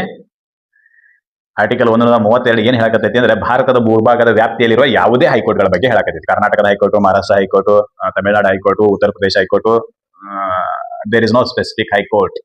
It clears that any high court which is placed in India, within India, ಭಾರತದ ಭೂಭಾಗದ ಒಳಗಡೆ ಇರತಕ್ಕಂತ ಯಾವುದೇ ಹೈಕೋರ್ಟ್ಗಳು ದಿವಾಣಿ ಪ್ರಕರಣ ಅಥವಾ ಕ್ರಿಮಿನಲ್ ಪ್ರಕರಣ ಅಥವಾ ಬೇರೆ ಯಾವುದೇ ಪ್ರಕರಣಗಳಲ್ಲಿ ತೀರ್ಪುಗಳನ್ನ ಕೊಟ್ಟಿರ್ತಾರೆ. ತೀರ್ಪನ್ನು ಕೊಡೋದ್ರ ಜೊತೆಗೆ ಏನ್ ಮಾಡಿರ್ತಾರೋ ಅಂತಂದ್ರೆ ಸಂವಿಧಾನದ ಕಲಂ 134 ಅಡಿಯಲ್ಲಿ ಒಂದು ಸರ್ಟಿಫಿಕೇಟ್ ಅನ್ನು ಮಾಡಿರ್ತಾರೆ, ದೃಢೀಕರಣವನ್ನು ಮಾಡಿರ್ತಾರೆ. ಈ ಪ್ರಕರಣದಲ್ಲಿ ನನಗೆ ತಿಳಿದಷ್ಟು ನಾನು ಬರ್ದೇನೆ, ಇಲ್ಲಿ ಏನಾಗಿದೆ ಅಂತಂದ್ರೆ ಕಾನೂನುಗಳನ್ನು ಅರ್ಥೈಸೋದು ಇನ್ನೂ ಬಹಳ ಬಾಕಿ ಇದೆ. ಅದಕ್ಕಾಗಿ ಈ ಪ್ರಕರಣ ಮೇಲ್ಮನವಿಗೆ ಯೋಗ್ಯವಾಗೈತಿ, ಸುಪ್ರೀಂ ಕೋರ್ಟ್ ನಲ್ಲಿ ಮೇಲ್ಮನವಿ ಸಲ್ಲಿಸಬಹುದು ಅಂತೇಳಿ ಬರ್ದಿದ್ರು ಅಂತಂದ್ರೆ ಆ ಪ್ರಕರಣ ಸುಪ್ರೀಂ ಕೋರ್ಟ್ಗೆ ಮೇಲ್ಮನವಿ ಸಲ್ಲಿಸಲು ಯೋಗ್ಯವಾಗಿರ್ತೈತಿ. ಇದು ಒಂದು ಏನು ಯೋಗ್ಯ ಐತಿ ಅಂತೇಳಿ ಸುಪ್ರೀಂ ಹೈಕೋರ್ಟ್ ಡಿಸಿಷನ್ ಕೊಟ್ಟವು. ಹೈಕೋರ್ಟ್ ನಾವೊಬ್ಬರು ಹೈಕೋರ್ಟ್ ಜಡ್ಜ್ ಅಂತ ಅನ್ಕೊಳ್ಳೋಣ, ನಾನು ಜಜ್ಮೆಂಟ್ ಬರ್ದೆ ಯಾವುದೋ ಒಂದು ಪ್ರಕರಣಕ್ಕೆ ಸಂಬಂಧಿಸಿದಂತೆ. ಈ ಫಾರ್ ಎಕ್ಸಾಂಪಲ್ ಹೊಲಮಣಿ ಪ್ರಕರಣದಲ್ಲಿ ಅಕ್ಕ ತಂಗಿ ಪಾಲ್ ಕೊಡಬೇಕು ಕೊಡಬಾರ್ದು ಅನ್ನೋದ್ರ ಬಗ್ಗೆ ನಾನು ಜಜ್ಮೆಂಟ್ ಬರ್ದೆ, ಏನಂತೇಳಿ ಪಾಲ್ ಕೊಡಕ್ ಬರೋದಿಲ್ಲ ಅಂತ. ಅವಾಗ ನನಗೇನು ಅನಿಸ್ತೈತಿ ಅಂತಂದ್ರೆ ಇಲ್ಲ ಇದನ್ನ ನಾನು ಡೆಫಿನೇಷನ್ ಮಾಡೋದಕ್ಕಿಂತನೂ ಜಾಸ್ತಿ ಸುಪ್ರೀಂ ಕೋರ್ಟ್ದವ್ರು ಮಾಡಿದ್ರೆ ಚಲೋ ಅಂತೇಳಿ ಅನಿಸ್ತೈತಿ ನನಗೆ. ಸುಪ್ರೀಂ ಕೋರ್ಟ್ದವರು ಕಾನ್ಸ್ಟಿಟ್ಯೂಷನ್ ಅನ್ನ ಅರ್ಥೈಸೋದು ಒಳ್ಳೆಯದು ಅಂತ. ಸಂವಿಧಾನದ ಜೊತೆಗೆ ಕಾನೂನನ್ನು ಕೂಡ, ಅಂದ್ರೆ ಯಾವ ಕಾನೂನಿನ ಅಡಿಯಲ್ಲಿ ನಾವು ಹೆಣ್ಮಕ್ಳಿಗೆ ಪಾಲ್ ಕೊಡಬೇಕು ಪಾಲ್ ಕೊಡಬಾರ್ದು ಅಂತ ಹೇಳಿ ಒಂದು ಕಾನೂನು ಬಂದಿರ್ತೈತಿ, ಹೌದಾ? ಆ ಕಾನೂನನ್ನ ಸುಪ್ರೀಂ ಕೋರ್ಟ್ನ ಅನುಗುಣವಾಗಿ ಏನು ಸಂವಿಧಾನಕ್ಕೆ ಅನುಗುಣವಾಗಿ ಅರ್ಥೈಸೋದು ಬಾಕಿ ಐತಿ, ಅರ್ಥೈಸಿದ್ರೆ ಒಳ್ಳೇದಾಕೈತಿ ಅಂತೇಳಿ ನಾನು ಏನಾದ್ರೂ 134 ಏನ ಅಡಿಯಲ್ಲಿ ಸರ್ಟಿಫಿಕೇಟ್ ಮಾಡಿದ್ನಿ ಅಂತಂದ್ರೆ ಆ ಪ್ರಕರಣ ಸುಪ್ರೀಂ ಕೋರ್ಟ್ಗೆ ಹೋಗ್ತೈತಿ. ಇದು ಒಂದು ನಮಗ್ ಗೊತ್ತಿರಬೇಕು. ಇನ್ನು ಎರಡನೇದು ಎಂತಹ ಪ್ರಕರಣ ಮತ್ತೆ ಸುಪ್ರೀಂ ಕೋರ್ಟ್ ಹೋಗ್ಬೇಕು ಅನ್ನಕ್ಕೆ ಎರಡನೇದು ಹೇಳ್ತೀವಿ. ಈಗ ಪ್ರಕರಣ ಉಚ್ಚ ನ್ಯಾಯಾಲಯದಲ್ಲಿ ಇರ್ತೈತಿ. ಉಚ್ಚ ನ್ಯಾಯಾಲಯದಲ್ಲಿ ಪ್ರಕರಣ ಹೋಗ್ಬೇಕು ಅಂತಂದ್ರೆ ನಾವು ಏನ್ ಮಾಡಬೇಕು? ಅಪೀಲ್ ಮಾಡಿರ್ಬೇಕಾ? ಯಾವ್ದಾರ ಒಂದು ಕೇಸಿನ ವಿರುದ್ಧ ಅಪೀಲ್ ಮಾಡಿರ್ಬೇಕು. ನಾನು ಒಬ್ಬ ಪಕ್ಷಗಾರ ಇರ್ತೀನಿ, ನನ್ನ ವಿರುದ್ಧ ಇನ್ನೊಬ್ರು ಪಕ್ಷಗಾರರು ಇರ್ತಾರೆ, ಹೌದಾ? ಇದು ವಿವಾದ ಇರೋದು ಒಬ್ಬನ ಮಧ್ಯಾಹ್ನ ವಿವಾದ ಇರಕ್ ಬರೋದಿಲ್ಲ. ನಾವು ಒಬ್ಬನ ಇದ್ನಿ ಅಂತಂದ್ರೆ ವಿವಾದ ಎಲ್ಲಿದೆ? ನಾನು ಮತ್ತು ಇನ್ನೊಬ್ಬ ಇದ್ವಿ ಅಂತಂದ್ರೆ ಅಟ್ಲೀಸ್ಟ್ ಇಬ್ಬರು ಮಂದಿ ಇದ್ವಿ ಅಂತಂದ್ರೆ ವಿವಾದ ಸ್ಟಾರ್ಟ್ ಆಗ್ತೈತಿ, ಡಿಸ್ಪ್ಯೂಟ್ ಬರ್ತಿದ್ವಿ, ಹೌದಾ? ಈಗ ಹೈಕೋರ್ಟ್ಗೆ ನಾನು ಹೋಗಿರ್ತೀನಿ. ನಾನು ಒಬ್ಬನ ವಿರುದ್ಧ ಡಿಸ್ಟ್ರಿಕ್ಟ್ ಕೋರ್ಟ್ ಮಾಡಿರ್ತಕ್ಕಂಥ ಆದೇಶದ ವಿರುದ್ಧ ಅಥವಾ ಸೀನಿಯರ್ ಡಿವಿಷನ್ ಕೋರ್ಟ್ ಮಾಡಿರ್ತಕ್ಕಂಥ ಆದೇಶದ ವಿರುದ್ಧ ನಾನು ಹೈಕೋರ್ಟ್ಗೆ ಹೋಗಿರ್ತೀನಿ. ಹೈಕೋರ್ಟ್ಗೆ ಹೋಗಿ ಸಾಹೇಬ್ರೆ ಏನಂತೀನಿ, ನನ್ನ ಅಪೀಲ್ ಪೆಟಿಷನ್ದಾಗ ನಾ ಏನಂತೀನಿ ಅಂದ್ರೆ, ಸಾಹೇಬ್ರೆ ಇಂತಹ ಪ್ರಕರಣಗಳಲ್ಲಿ ಈ ಕಾನೂನನ್ನ ತಪ್ಪಾಗಿ ಅರ್ಥೈಸಿ ಡಿಸ್ಟ್ರಿಕ್ಟ್ ಕೋರ್ಟ್ ಅಥವಾ ಸೀನಿಯರ್ ಕೋರ್ಟ್ ಜಜ್ಮೆಂಟ್ ಕೊಟ್ಟದ, ಹಿಂಗಾಗಿ ಆ ಜಜ್ಮೆಂಟ್ ತಪ್ಪದ, ನೀವು ಇದನ್ನ ಇನ್ನೊಂದ್ಸಲ ಮರು ಪರಾಮರ್ಶಿಸಿ ಅಂತ ಹೇಳಿ ನಾನು ಹೈಕೋರ್ಟ್ಗೆ ಅಪೀಲ್ ಮಾಡ್ತೀನಿ. ಅವಾಗ ಹೈಕೋರ್ಟ್ ಏನ್ ಮಾಡ್ತೈತಿ ಅಂತಂದ್ರೆ ನನ್ನ ವಾದ ವಿವಾದಗಳನ್ನ ಪರಿಶೀಲನೆ ಮಾಡಿ ನನ್ನ ವಿರುದ್ಧನೇ ತೀರ್ಪು ಕೊಡ್ತೈತಿ. ವಾದ ವಿವಾದಗಳನ್ನ ಪರಿಶೀಲನೆ ಮಾಡಿ ಅವ್ರದ್ದು ವಾದ ಕೇಳ್ತೈತಿ, ಅಪೋಸಿಟ್ ಅದವ್ರದ್ದು, ಇನ್ನೊಬ್ಬರದು ನಂದು ವಾದ ಕೇಳ್ತೈತಿ, ಪರಿಶೀಲನೆ ಮಾಡಿ ನನ್ನ ವಿರುದ್ಧನೇ ತೀರ್ಪು ಕೊಡ್ತೈತಿ. ಅವಾಗ ನಾ ಏನಂತೀನಿ, ಹೈಕೋರ್ಟಿಗೆ ಹೋಗ್ಬೇಕಲ್ಲ, ನಾನು ಹೈಕೋರ್ಟ್ದಿಂದ ಸುಪ್ರೀಂ ಕೋರ್ಟ್ಗೆ ಹೋಗ್ಬೇಕಲ್ಲ. ಅವಾಗ ನಾ ಹೇಳ್ತೀನಿ, ಸಾಹೇಬ್ರೆ ನೀವು ಕಾನೂನನ್ನ ಸರಿಯಾಗಿ ಅರ್ಥೈಸಿಲ್ಲ, ಕಾನೂನು ಏನ್ ಹೇಳ್ತೈತಿ ಅಂತೇಳಿ ಸರಿಯಾಗಿ ನೀವು ವಿವರಣೆನೇ ಬರದಿಲ್ಲ, ನೀವು ತಪ್ಪಾಗಿ ಅರ್ಥೈಸಿದಿರಿ, ಕಾನೂನನ್ನ ತಪ್ಪಾಗಿ ಅರ್ಥೈಸಿದಿರಿ. ಹೀಗಾಗಿ ನಾನು ಸುಪ್ರೀಂ ಕೋರ್ಟಿಗೆ ಹೋಗ್ತೀನಿ, ಅದಕ್ಕೆ ನನಗೆ 134 ಏನ ಅಡಿಯಲ್ಲಿ ಒಂದು ಸರ್ಟಿಫಿಕೇಟ್ ಅನ್ನ ಕೊಡ್ರಿ ಅಂತ ಹೇಳಿ ನಾ ಕೇಳ್ತೀನಿ. ಆವಾಗ ಸರ್ಟಿಫಿಕೇಟ್ ಕೊಟ್ಟರು ಅಂತಂದ್ರೆ ಆವಾಗ್ಲೂ ಕೂಡ ನಾನು ಸುಪ್ರೀಂ ಕೋರ್ಟಿಗೆ ಅಪ್ರೋಚ್ ಆಗ್ತೀನಿ. ಸರ್ ಹಾಗಾದ್ರೆ ನಾನು ಸರ್ಟಿಫಿಕೇಟ್ ಕೊಡ್ಲಿಲ್ಲ ಅಂತಂದ್ರೆ, ಈ ಫಾರ್ ಎಕ್ಸಾಂಪಲ್ ನಾವು ಬೆಂಚ್ಗಳ ಬಗ್ಗೆ ಡಿಸ್ಕಷನ್ ಮಾಡಿವಿ ಹಿಂದಿನ ವಿಡಿಯೋದಲ್ಲಿ, single bench, double bench, division bench, ಆಮೇಲೆ ಫುಲ್ ಬೆಂಚು, ಈ ಬೆಂಚ್ಗಳ ಬಗ್ಗೆ ಡಿಸ್ಕಷನ್ ಮಾಡಿವಿ. ಈ ಬೆಂಚಿನೊಳಗೆ ಒಬ್ರು ಏನ್ ಬರೀತಾರೆ, ಇಲ್ಲ ಇದು ಸುಪ್ರೀಂ ಕೋರ್ಟ್ಗೆ ಹೋದ್ರೆ ಚಲೋ ಅಂತ ಒಬ್ರು ಬರ್ದಿರ್ತರು ಅಂತಂದ್ರೆ ಅವಾಗ 134 ಏನ್ ಅಡಿಯಲ್ಲಿ, ಸಂವಿಧಾನದ ಕಲಂ 134 ಏನ್ ಅಡಿಯಲ್ಲಿ ನನಗೊಂದು ಸರ್ಟಿಫಿಕೇಟ್ ಕೊಡ್ತಾರೆ, ಈ ಕೇಸನ್ನ ನೀನು ಸುಪ್ರೀಂ ಕೋರ್ಟ್ ನಲ್ಲಿ ಫೈಲ್ ಮಾಡ್ರಿ ಅಂತ ಹೇಳಿ. ಸರ್ ಇದನ್ನ ಸರ್ಟಿಫಿಕೇಟ್ ಕೊಡದೇ ಇದ್ರೆ ಏನ್ ಗತಿರಿ ನಂದು ಅಂತ ಕೇಳ್ಬೇಕು. ನನಗಂತೂ ಅನ್ಯಾಯ ಆಗೈತೆ ಅಂತ ನನಗೆ ಅನ್ಸಾಕೈತಿ, ನಾನು ಸುಪ್ರೀಂ ಕೋರ್ಟಿಗೆ ಹೋಗ್ಬೇಕು, ನ್ಯಾಯವನ್ನ ಕೇಳಬೇಕು, ಆ ಕಾನೂನು ಏನ್ ಹೇಳ್ತೈತಿ ಅಂತ ಅವ್ರ ಕಡೆ ನಾನು ತಿಳ್ಕೋಬೇಕು, ಅದಕ್ಕೆ ನಾ ಸುಪ್ರೀಂ ಕೋರ್ಟಿಗೆ ಹೋಗ್ಬೇಕು. ಇವರ ನನಗೆ 134 ಏನ ಅಡಿಯಲ್ಲಿ ಸರ್ಟಿಫಿಕೇಟ್ ಅನ್ನು ಕೊಡ್ತಾ ಇಲ್ಲ, ದೃಢೀಕರಣವನ್ನು ಕೊಡ್ತಾ ಇಲ್ಲ. ಅವಾಗ ನಾ ಏನ್ ಮಾಡ್ಬೇಕು? ಅಂದ್ರೆ ಆರ್ಟಿಕಲ್ 136 ಅಡಿಯಲ್ಲಿ SLP ಅನ್ನ ಫೈಲ್ ಮಾಡಬೇಕು, ಸೆಕೆಂಡ್ ಲೀವ್ ಪಿಟಿಷನ್ ಅಂತ ಕರಿತೀವಿ, ಅದನ್ನ ಫೈಲ್ ಮಾಡಬೇಕು. ಕೊಟ್ಟರು ನಡಿತೈತಿ, ಕೊಡದೇ ಇದ್ರು ನಡಿತೈತಿ. ಕೊಟ್ಟರು ಅಂತಂದ್ರೆ ಡೈರೆಕ್ಟ್ ಆಗಿ ಹೋಗ್ತೀವಿ, ಅಪೀಲ್ ಆಗ್ತೈತಿ ಅಷ್ಟೇ. ಕೊಡ್ಲಿಲ್ಲ ಅಂತಂದ್ರೆ SLP ಅದು ಇದು ಸುಡುಗಾಡು ಮಾಡ್ಕೊಂತ ಹೋಗ್ಬೇಕಾಗೈತಿ. That is an different thing, ಅದು ಬೇರೆ. ನಾವೇನ್ ಹೇಳಕತ್ತಿದ್ವಿ, ಯಾವ ಪ್ರಕರಣಗಳು ಸುಪ್ರೀಂ ಕೋರ್ಟ್ ಅನ್ನ ತಲುಪ್ತವೆ ಮೇಲ್ಮನವಿಯ ಮೂಲಕ ಅಂತಂದ್ರೆ, ಹೈಕೋರ್ಟ್ ಮಾಡಿರ್ತಕ್ಕಂಥ ಆದೇಶದಲ್ಲಿ ಗಣನೀಯ ಪ್ರಮಾಣದ ಕಾನೂನುಗಳನ್ನು ಅರ್ಥೈಸೋದು ಬಾಕಿ ಇದೆ ಅಂತೇಳಿ ಏನಾದ್ರೂ ಸರ್ಟಿಫಿಕೇಟ್ ಮಾಡಿದ್ರು ಅಂತಂದ್ರೆ ಹೈಕೋರ್ಟ್ದವರು, ಅದು ಕೂಡ ಸುಪ್ರೀಂ ಕೋರ್ಟ್ಗೆ ಅಪೀಲ್ ಅನ್ನ ಮಾಡಕ್ಕೆ ಯೋಗ್ಯವಾಗಿರ್ತೈತಿ. ಇನ್ನು ಎರಡನೇದು, ಯಾವುದೇ ಪಕ್ಷಗಾರರು ಉಭಯ ಪಕ್ಷಗಾರರಲ್ಲಿ ಯಾರಾದ್ರೂ ಒಬ್ರು ಹೈಕೋರ್ಟ್, ಉಚ್ಚ ನ್ಯಾಯಾಲಯ ಕಾನೂನನ್ನ ತಪ್ಪಾಗಿ ಅರ್ಥೈಸಿದೆ ಎನ್ನುವ ಆಧಾರದ ಮೇಲೆ ಸುಪ್ರೀಂ ಕೋರ್ಟ್ ಅನ್ನ ಅಪ್ರೋಚ್ ಮಾಡಬಹುದು. ಆದ್ರೆ ಅಪ್ರೋಚ್ ಮಾಡಕ್ಕೆ ನೆಸೆಸರಿ ಕಂಡೀಷನ್ ಏನು ಅಂತಂದ್ರೆ, ಆರ್ಟಿಕಲ್ 134 ಅಡಿಯಲ್ಲಿ, 134 ಏನ ಅಡಿಯಲ್ಲಿ, ಬರೀ ಅಡಿಯಲ್ಲ, ಏನ ಅಡಿಯಲ್ಲಿ ದೃಢೀಕರಣ ಅವಶ್ಯಕ. Certificate is necessary to appeal before the supreme court. ನಮಗೆ ಗೊತ್ತಿರಬೇಕು. ಹಂಗಾದ್ರೆ ಸರ್ ಸಿವಿಲ್ ಪ್ರಕರಣ ಹೋತು ಅಂತಂದ್ರೆ ಹೆಂಗ, ಕ್ರಿಮಿನಲ್ ಪ್ರಕರಣ ಹೋತು ಅಂದ್ರೆ ಹೆಂಗ? ಇದು ಆರ್ಟಿಕಲ್ 132 ಅಡಿಯಲ್ಲಿ. ಇನ್ನು ಆರ್ಟಿಕಲ್ 133 ಏನ್ ಹೇಳ್ತೈತೆ ಅಂದ್ರೆ ಸಿವಿಲ್ ಪ್ರಕರಣಗಳು ಹೆಂಗ್ ಹೋಗ್ತವೆ. ಇದು ಕಾಮನ್ ಆಗಿ ಹೇಳ್ತೀವಿ, ಸಿವಿಲ್ ಪ್ರಕರಣ, ಕ್ರಿಮಿನಲ್ ಪ್ರಕರಣ ಅಥವಾ ಯಾವುದೇ ಪ್ರೊಸೀಡಿಂಗ್ಸ್ ಅಂದ್ರೆ ಸಿವಿಲ್, ಕ್ರಿಮಿನಲ್ ಎರಡನ್ನೂ ಬಿಟ್ಟು ಬೇರೆ ಯಾವ್ದಾದ್ರು ಇದ್ರು, ಬೇರೆ ಯಾವ್ದ್ರಿ ಸರ್ ಅಂತ ಕೇಳಿದ್ರೆ MLA MP ಕೇಸ್ಗಳು, ಎಲೆಕ್ಷನ್ ನಲ್ಲಿ ಡಿಬಾರ್ ಆಗಿರೋದು, ಮತ ಎಣಿಕೆಯಲ್ಲಿ ಹೆಚ್ಚು ಕಡಿಮೆಯಾಗಿ ಏನಾದ್ರು ಕೇಸ್ಗಳಾಗಿದ್ದು ಅಂತಂದ್ರೆ ಅಂತಹ ಕೇಸ್ಗಳು ಕೂಡ ಹೈಕೋರ್ಟ್ ನಲ್ಲಿ ಇರ್ತವೆ, ಹೌದಾ? ಸಿವಿಲ್, ಕ್ರಿಮಿನಲ್ ಜೊತೆಗೆ ಬೇರೆ ಯಾವ್ದಾದ್ರು ಪ್ರೊಸೀಡಿಂಗ್ಸ್ ನಲ್ಲಿ ಜಜ್ಮೆಂಟ್ ನಲ್ಲಿ ಕಾನೂನನ್ನ ತಪ್ಪಾಗಿ ಅರ್ಥೈಸಿದ್ದಾರೆ ಅನ್ನೋದರ ಒಂದು ಕಾರಣಕ್ಕಾಗಿ ಯಾವುದೇ ಪಕ್ಷಗಾರರು ಸುಪ್ರೀಂ ಕೋರ್ಟ್ ಅನ್ನ ಅಪ್ರೋಚ್ ಮಾಡಬಹುದು. ಆದ್ರೆ ಸುಪ್ರೀಂ ಕೋರ್ಟ್ ಅನ್ನ ಅಪ್ರೋಚ್ ಮಾಡಲು 134 ಉಪಬಂಧ ಏನ ಅಡಿಯಲ್ಲಿ ಏನ್ ಅವಶ್ಯಕ? ನಮಗೆ ದೃಢೀಕರಣ ಪತ್ರ ಅವಶ್ಯಕ. ಯಾರಿಂದ? ಹೈಕೋರ್ಟ್ ನಿಂದ. ಇದು ನಮಗೆ ಗೊತ್ತಿರಬೇಕು. ಇದು ಆರ್ಟಿಕಲ್ 137 ಇದರ ವ್ಯಾಖ್ಯಾನವನ್ನ ಮಾಡ್ತೀವಿ, ನಮಗೆ ಗೊತ್ತಿರಬೇಕು. ಇನ್ನು ಆರ್ಟಿಕಲ್ 133 ಸಿವಿಲ್ ಪ್ರಕರಣಗಳಿಗೆ ಸಂಬಂಧಿಸಿದಂತೆ ಎಂತಹ ಪ್ರಕರಣಗಳು, ಸಿವಿಲ್ ನಲ್ಲಿ ಇರ್ತಕ್ಕಂಥ ಎಂತಹ ಪ್ರಕರಣಗಳು ಸುಪ್ರೀಂ ಕೋರ್ಟ್ಗೆ ಹೋಗಲು ಯೋಗ್ಯವಾಗಿರ್ತಾವೆ ಅನ್ನೋದನ್ನ ಹೇಳ್ತೀವಿ. ಅದು ಯಾವುದು ಅಂತ ಹೇಳಿ ನೋಡೋಣ. ಸಿವಿಲ್ನ ಯಾವ ಪ್ರಕರಣಗಳು ಸುಪ್ರೀಂ ಕೋರ್ಟ್ನ ಬಾಗಿಲನ್ನ ತಟ್ತಾವು ಅಂತ ಹೇಳಿ ನೋಡ್ಬೇಕೀಗ. ಆರ್ಟಿಕಲ್ 133 ಅದನ್ನ ಹೇಳ್ತೈತಿ. ಸುಪ್ರೀಂ ಕೋರ್ಟ್ನ ಬಾಗಿಲನ್ನ ತಟ್ಟಲು ಯೋಗ್ಯವಾಗಿರ್ತಕ್ಕಂಥ ಸಿವಿಲ್ ಪ್ರಕರಣಗಳು ಯಾವುವು? ಸಿವಿಲ್ ಅಂತಂದ್ರೆ ನಾಗರಿಕ ಪ್ರಕರಣಗಳು. ನಾಗರಿಕ ಅನ್ನೋದಕ್ಕಿಂತ ನಾವು ದಿವಾನಿ ಪ್ರಕರಣಗಳು ಅಂತ ಕರಿತೀವಿ ಅದನ್ನ. ದಿವಾನಿ ಈ ವರ್ಡ್ ಉರ್ದು ವರ್ಡ್ ಅನಿಸ್ತೈತಿ ಮೋಸ್ಟ್ಲಿ. ದಿವಾನಿ ಅಂತಂದ್ರೆ ಹೊಲ ಮನಿ ಕೇಸ್ಗಳ ಬಗ್ಗೆ ಮಾತಾಡೋದು. ದಿವಾನಿ ಪ್ರಕರಣಗಳಂತೆ ಕರಿತೇವೆ. ಆಮೇಲೆ ಇವತ್ತು ಬಿಟ್ಟಿವೆ ಅಂದ್ರೆ ಕ್ರಿಮಿನಲ್ ಪ್ರಕರಣಗಳು, ಬಡದಾಡಿದ ಪ್ರಕರಣಗಳು, ಮೋಸ ಮಾಡಿದ ಪ್ರಕರಣಗಳೆಲ್ಲವೂ ಕ್ರಿಮಿನಲ್ ಪ್ರಕರಣಗಳಲ್ಲಿ ಹೋಗ್ತವೆ. ಆ ಮಾತು ಬೇರೆ. ಈಗ 133 ಅಡಿಯಲ್ಲಿ ದಿವಾನಿ ಪ್ರಕರಣಗಳು ಸುಪ್ರೀಂ ಕೋರ್ಟಿಗೆ ಹೋಗಬೇಕು ಅಂತಂದ್ರೆ ಏನಾಗಬೇಕು ಅಂತಂದ್ರೆ ಹೈಕೋರ್ಟ್ ನಿಂದ ಜಜ್ಮೆಂಟ್ ಬಂದಿರಬೇಕಾ. ಇದು ಮೇಲ್ಮನವಿಯ ವ್ಯಾಪ್ತಿಯಲ್ಲಿ ಬರೋದರಿಂದ, ಸುಪ್ರೀಂ ಕೋರ್ಟ್ನ ಮೇಲ್ಮನವಿಯ ವ್ಯಾಪ್ತಿಯಲ್ಲಿ ಬರೋದ್ರಿಂದ ಯಾವ ಕೋರ್ಟ್ನ ತೀರ್ಪಿನ ವಿರುದ್ಧ ನಾವು ಮನವಿ ಮಾಡ್ಬೇಕಾಕೈತಿ, ಅಪೀಲ್ ಮಾಡ್ಬೇಕಾಕೈತಿ ಅಂದ್ರೆ ಹೈಕೋರ್ಟ್ನ ತೀರ್ಪಿನ ವಿರುದ್ಧನೇ ಅಪೀಲ್ ಮಾಡ್ಬೇಕಾಕೈತಿ. ಸೀದಾ ಡಿಸ್ಟ್ರಿಕ್ಟ್ ಕೋರ್ಟ್ ನಿಂದ ಜಜ್ಮೆಂಟ್ ಬಂದ ತಕ್ಷಣ ಸುಪ್ರೀಂ ಕೋರ್ಟಿಗೆ ಹೋಗ್ತೀನಿ ಅಂತಂದ್ರೆ ಇಲ್ಲ.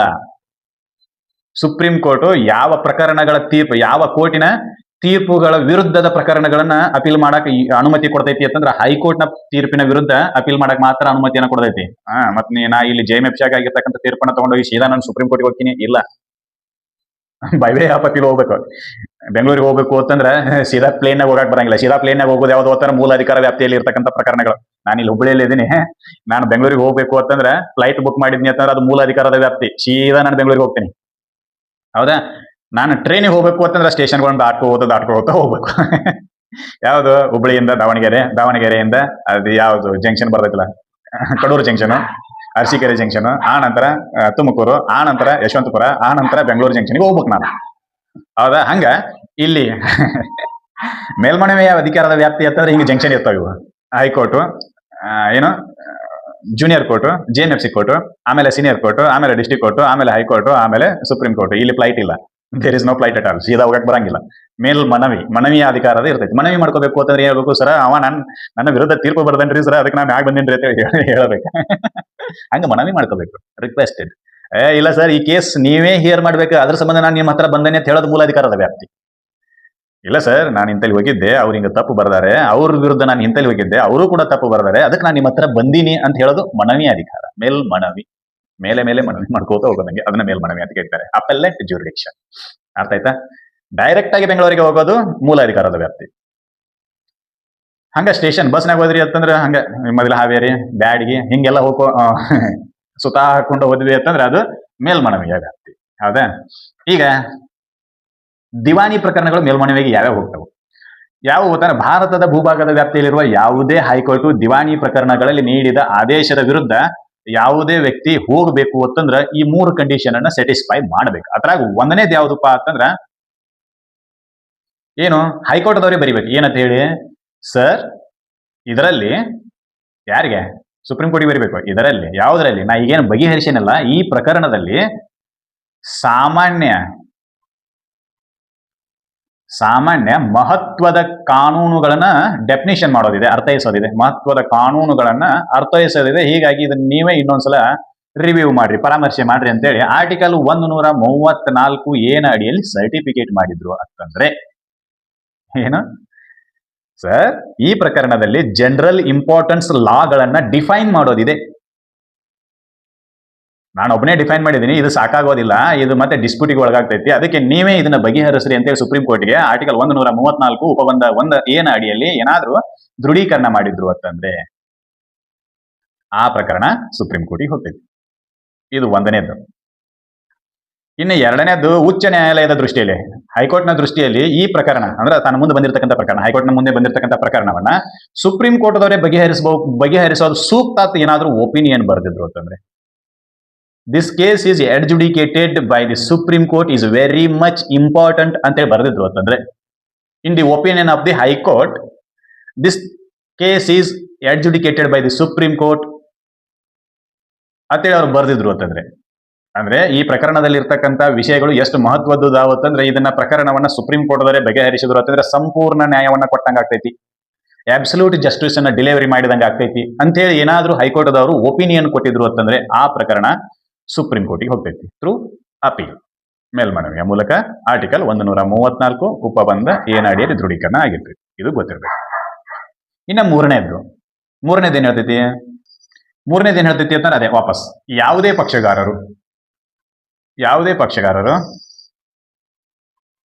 ಹೈಕೋರ್ಟ್ನಲ್ಲಿ ಕಾನೂನನ್ನ ತಪ್ಪಾಗಿ ಅರ್ಥೈಸಲಾಗಿದೆ, ಕಾನೂನನ್ನ ತಪ್ಪಾಗಿ ಅರ್ಥೈಸಲಾಗಿದೆ, ರಾಂಗ್ಲಿ ಡಿಫೈನ್ ದಿ ಲಾಸ್ ಅಂತ ಹೇಳಿ ಬರೀತಾರೆ. ತಪ್ಪಾಗಿ ಅರ್ಥೈಸಲಾಗಿದೆ ಎಂಬ ವಿಷಯದ ಆಧಾರದ